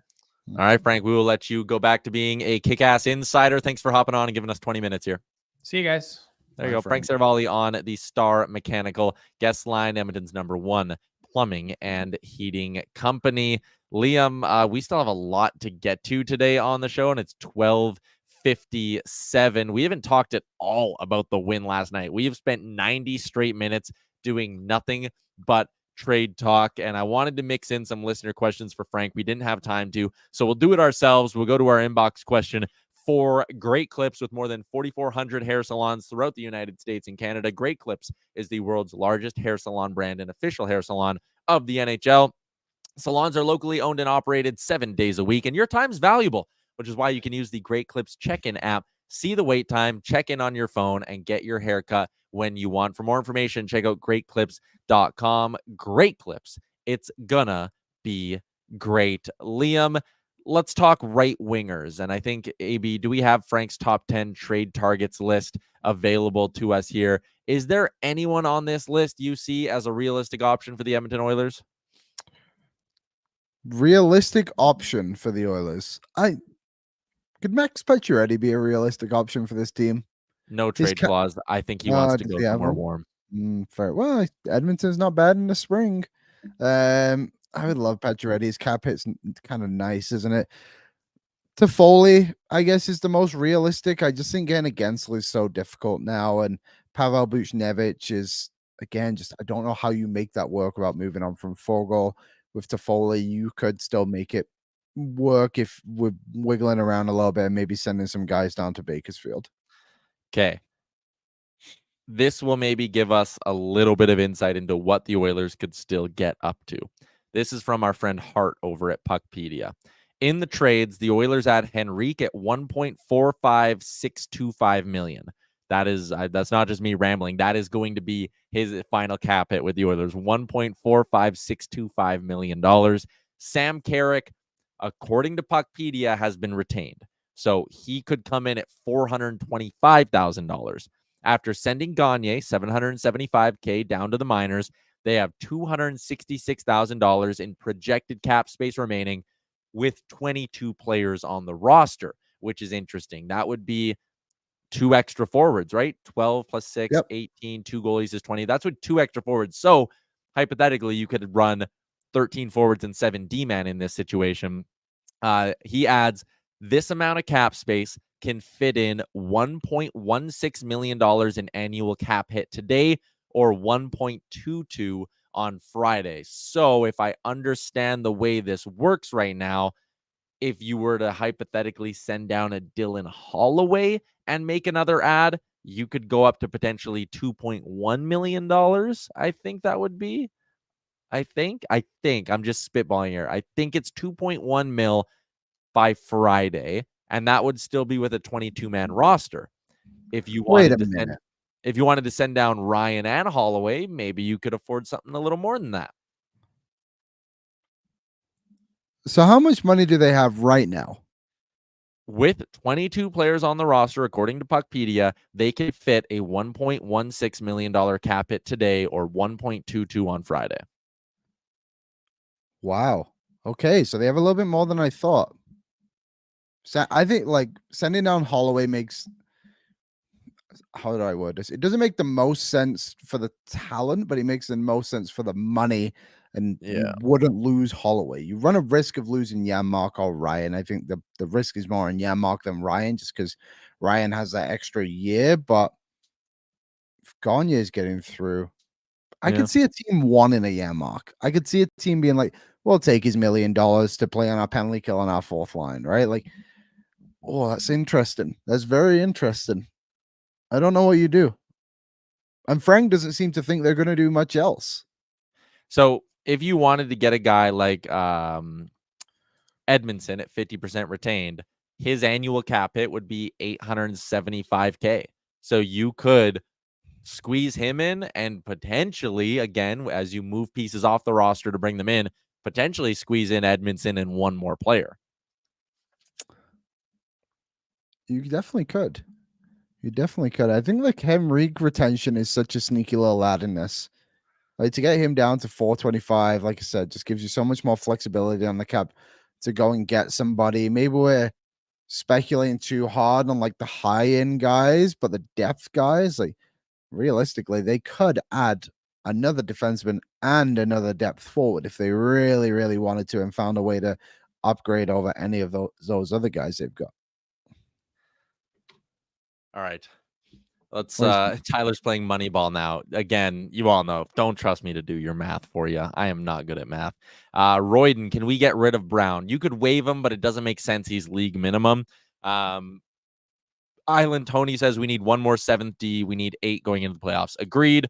I think they will get that. I think you'll see a depth D-man added without a CC or Kulak or whatever going out the door. And come playoff time, Broberg and whoever it is will be on the roster as your 7th and 8th defenseman because the salary cap goes away in the playoffs. Wise Kyle. Toffoli and Colin Miller for CC in a second. New Jersey laughs, slams the phone down. Not even close to it. Not even close to enough to take Miller and C. Like, no, that's just, you would need to give first. The money doesn't work at all. No, you would need money retained. You got to give up picks for that. The only thing that's interesting is, and we'll head over, I'll give you what picks the Oilers still have available to move.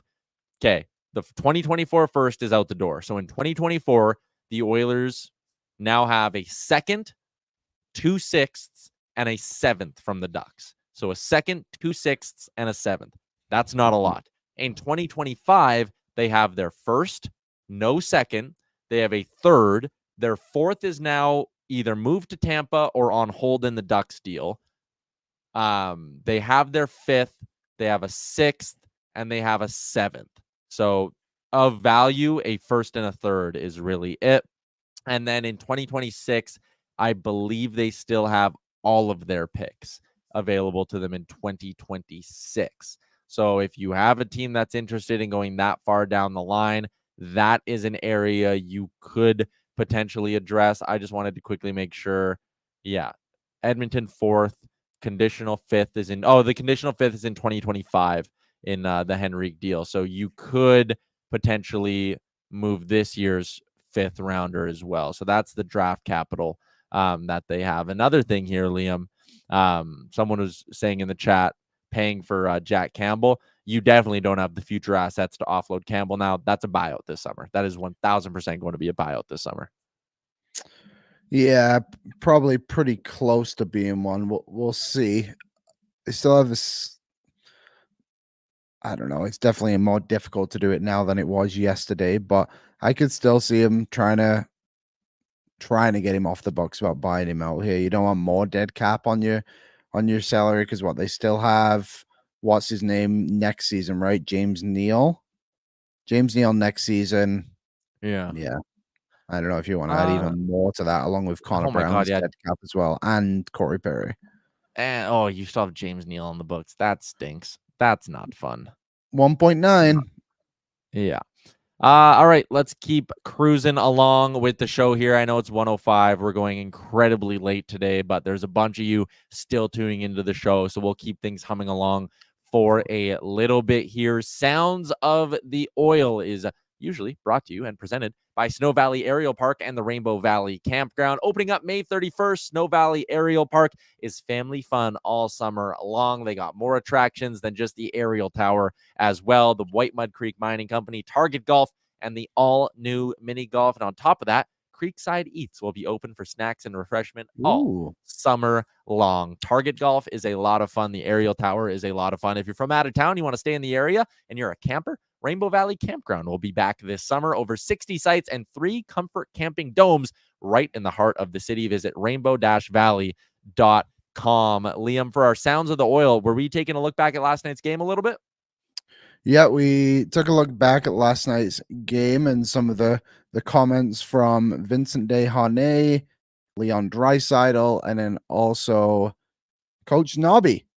Coach Nobby, I know we don't have the videos because, again, 3,000 trades have happened between the start of our show, which we began 40 minutes early today, and now. But, Liam, interesting comments after the game. That was a game Leon Draisaitl just he just flat out carried them, I will say. I mean, Stuart Skinner kept him in it, but for Draisaitl to do what he did at the end of that hockey game, man, score, tie the game, and then hammer home a puck to win it. That was beautiful, but I also like Draisaitl. Here's the Sounds of the Oil. Draisaitl on Nugent Hopkins' back check to break up the empty net play, which was also a game saver. Draisaitl said, quote, "He never gets enough credit. He's one of the best guys in the world at stripping guys from behind.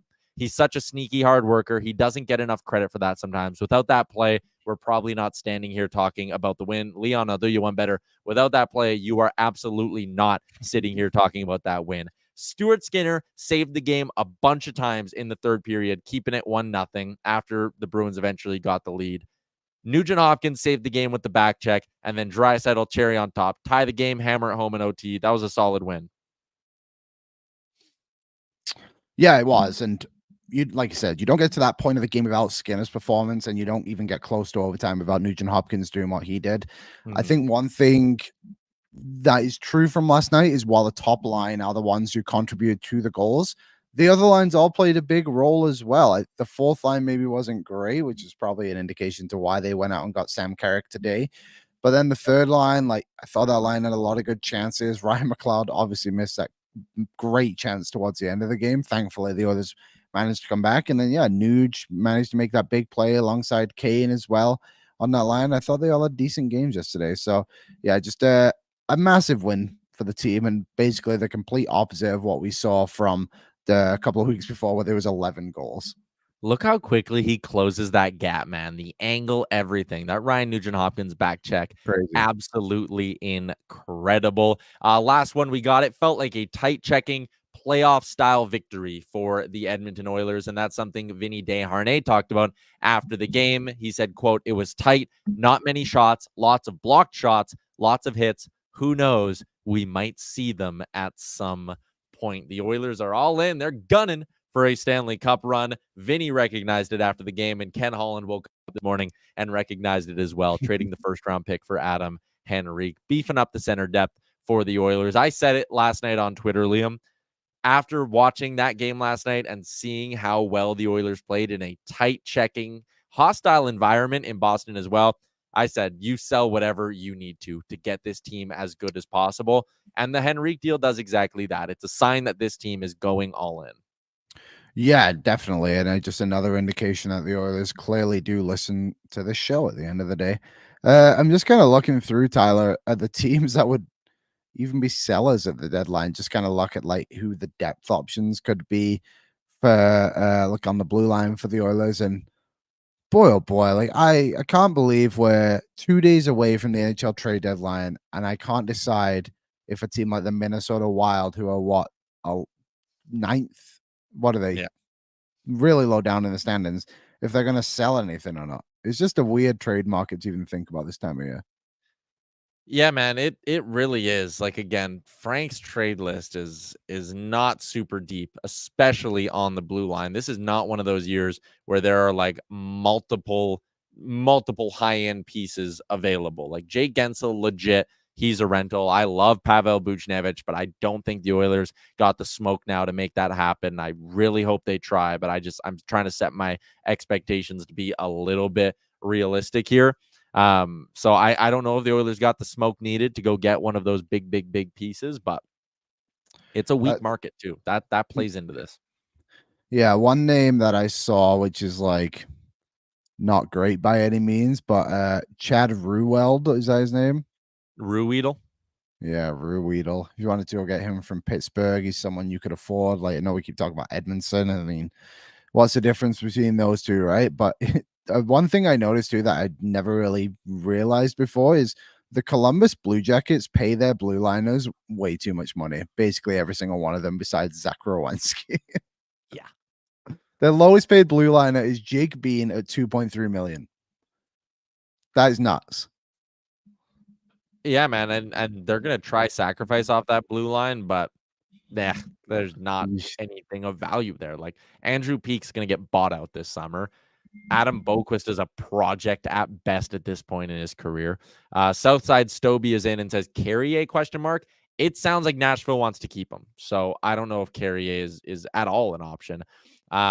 Bring Cassian home. I was looking at Ruedel this morning. Who's better, him or Edmondson? Gotta be Ruedel, right?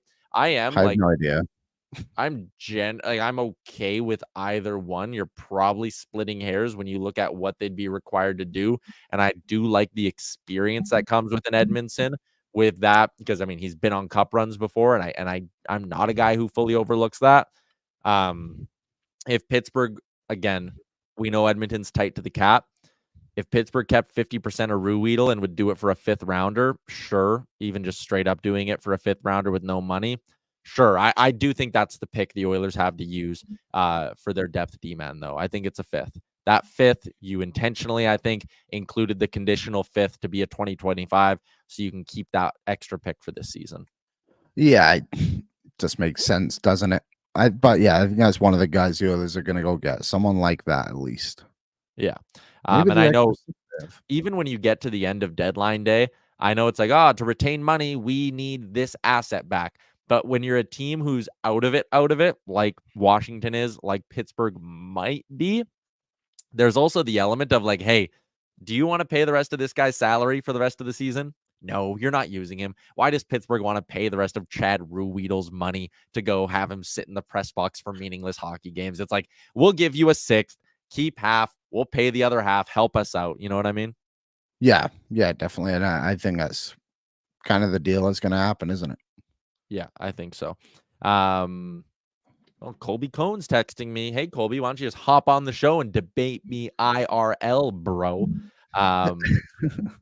Alex Carrick was retained. Yeah, it sounds like Sam Carrick was retained in this in this trade. That's what a bunch of people are saying. So getting him as cheap as they did is important. Jeff Snow is asking, why do we need more depth D-men when we have Broberg waiting in the wings? It's not necessarily depth D-men. It's a right-handed depth defenseman, and Broberg is a lefty. Broberg's next man up on the left side. I know he can kind of play the right side, but get someone with a little bit more experience. Throw Edmondson or whoever on the right side of this blue line. If you are going to go on as long of a run as the Oilers plan on going on, you need 8 D-men. And Aiden says Niemelainen. I do not trust Marcus Niemelainen to play in the playoffs. Not at all. If we're seeing Marcus Niemelainen in the playoffs, then something went badly wrong. The Oilers clearly didn't get someone, or everyone got hurt. Yep. Southside Stoby, appreciate you dropping in some comments. He says, Oilers are better than yesterday. Oilers don't need late first rounder. They need a cup, baby. LFG. I am with you 1,000%. I am not sitting here sweating at all about the fact the Oilers gave up a first round pick.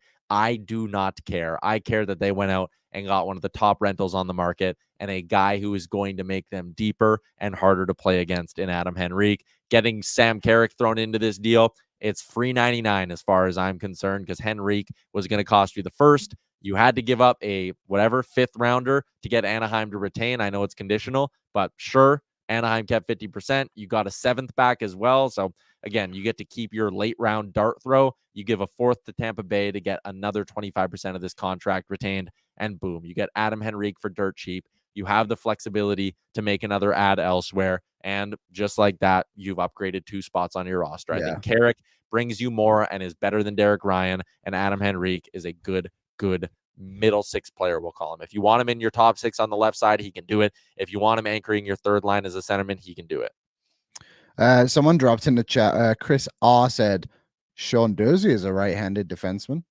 Frank says there's no shot. No shot? Well, yeah, I asked him about it a couple weeks ago. Son of a gun. No shot in Arizona wanting to move him? Yeah, I think they love what they got there. They probably should, because he's a very good player. Yeah. JT is dropping in something about Wenberg potentially going to the Rangers. I haven't seen anything about that, but we'll keep an eye on it as we hum along here.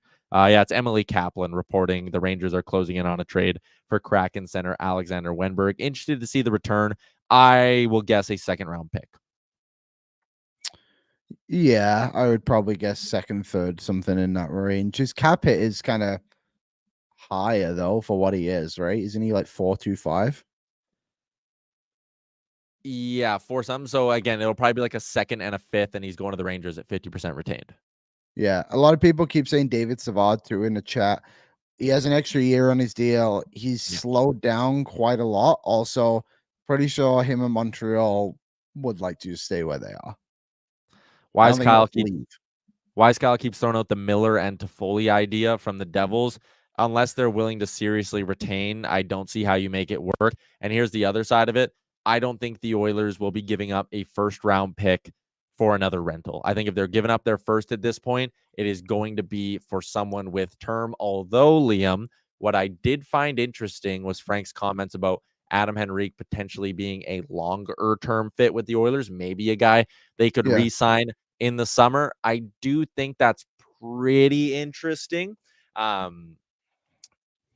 It would have to be cheap. It would have to be like a 3. He's 34 as well, so you don't want to give him term. But like, would you give Henrique a 3x3 this summer to play in your middle 6, or is that too much?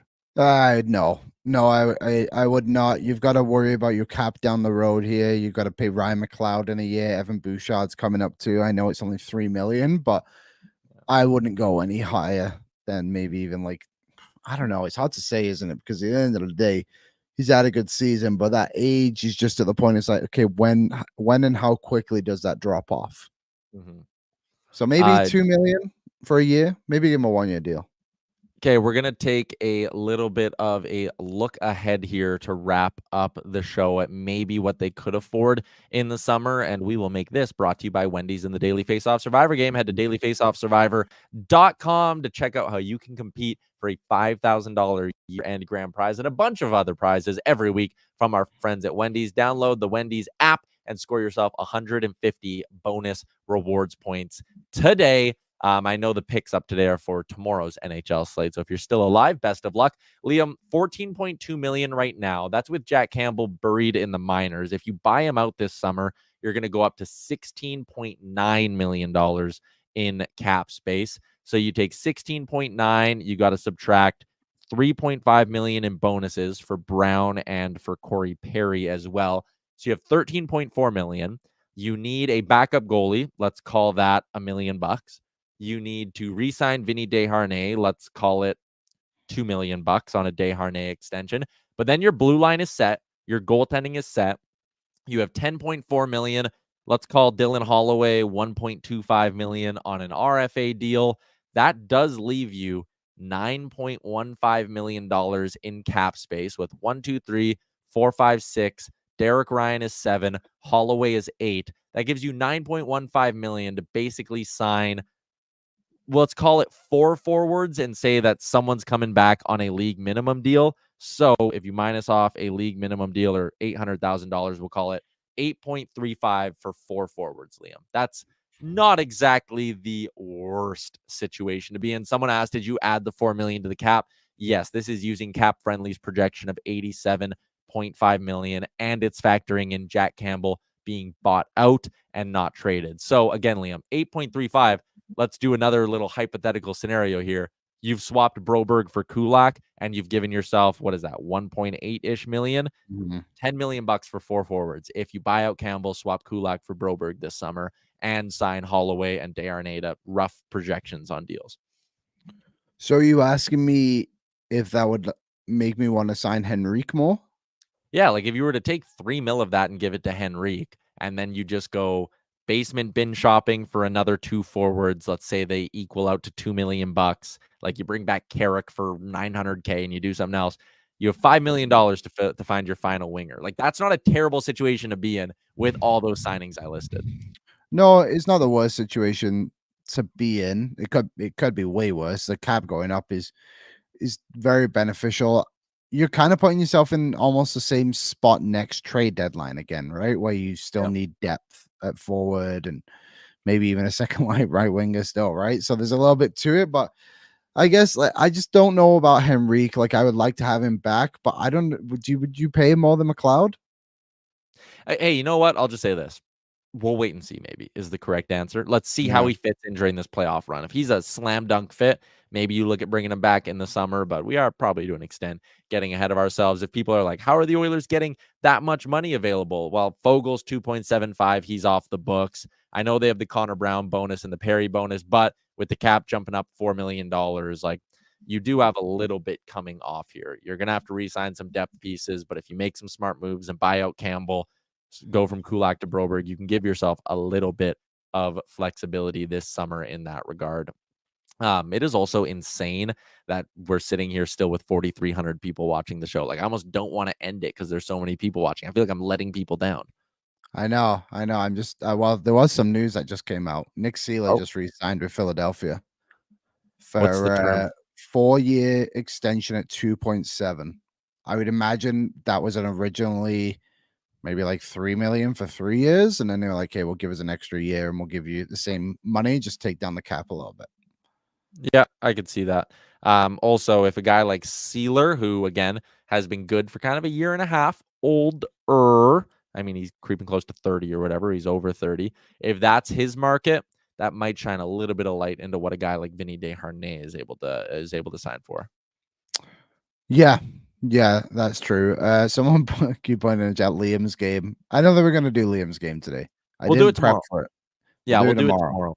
But what I will do is I will give a quick plug to nationgear.ca, Liam, and the Robin Brownlee auction that is going up. Yes. There's a bunch of stuff that we want to cover for Robin Brownlee's family in terms of funeral costs. Also, his boy Sam has university aspirations. So we've put together the Robin Brownlee Memorial Auction. Last week's item was the Tourism Jasper ski trip. Big shout out to Tourism Jasper for donating. This one is game night with Tyler and Jay. I need to correct something. A couple days ago on the show, I said it might be Loge. It's not. We just have 4 standard seats to the game. But here's what you get by bidding with this bad boy. We are going to cover drinks and dinner at Greta before the game. You, a friend, me, and Jay, so you get to bring a friend with you on this. We are going to watch the game on March 21st against Buffalo together, and we're going to cover your drinks at the game as well. So you get a full game night, date night with myself and Jay. You can get in on the bids by going to nationgear.ca. And of course, it's all going to support Robin Brownlee's family. Just looking right now, the current bid is at $700, which is pretty good when you split between you and a friend and factor in that you're getting dinner and drinks and all of that stuff included with this. Bidding ends in 2 days and 3 hours. So get in on it at nationgear.ca. All right, Liam, let's wrap up with the menu for our friends at DoorDash. 25% off and 0 delivery fees on your first order of $15 or more. All you need to do is download the DoorDash app, the DoorDash app and enter the promo code Nation25. You see it up at the top of your screen there. Use the Double Dash feature, everybody. Double Dash, you and your significant other can never agree on where to order food from. You can add a second spot to your order for no extra delivery fees. Find out more on the DoorDash app. Liam, the menu for today, I'm going to be on with Jason Gregor in about an hour, so you can look forward to that. Gregor will be going live here on the Oilers Nation YouTube at 2 o'clock. And then tomorrow, we'll be back here, noon Eastern. Also, new episode of the DFO Rundown tomorrow that I promise you is going to bang. Yes, that'll be live on, obviously the podcast will get out around time, Tyler, 9 a.m. Eastern. 9 a.m. Yeah. And then if you want to watch it and see some live facial reaction, that'll be live on the Daily Faceoff YouTube, premiering at 11 a.m. 10:30 a.m. 11. Make sure you're subscribed to all of the YouTubes. If you're new and you're watching this show for the first time, first off, we appreciate you. Thanks for coming in. Hit that subscribe button. Hit the like button before you close the window as well. That's something that just helps us out with the old YouTube algorithm. Mistaken Mexican. I absolutely love a 2-hour episode. Thank you. You guys need to do this more often. If we did 2 hours of this every day, my head would explode. But this was a lot of fun, everybody. The Oilers made a big news. And hey, if they do make another trade, we will go live when that trade happens in some capacity. So appreciate everybody hopping in. Subscribe to this YouTube. Head over to Daily Faceoff. Do me a favor. Subscribe to the DFO YouTube as well. We're getting close to 11,000 subs on that one. Would love to hit that benchmark before deadline day on Friday, which also I should tell you, if you love this 2-hour stream, Frank and I are going live for 4 straight hours on deadline day, starting at 9 a.m. Mountain Time. So you can look forward to that on deadline day. We'll have a deadline recap on Friday afternoon as well with myself and Liam and all the usual cast of characters. So appreciate everybody who popped in. There were a lot of you today. This was a really fun day. Adam Henrique is in Edmonton Oilers. Sherwood Ford Giant Game Day edition of the show tomorrow, when we could have new line combos to dig into as well. Thanks again for tuning in. We'll talk tomorrow. Thank you for watching Oilers Nation Every Day. Hit the subscribe button to never miss a show. And for more, visit OilersNation.com.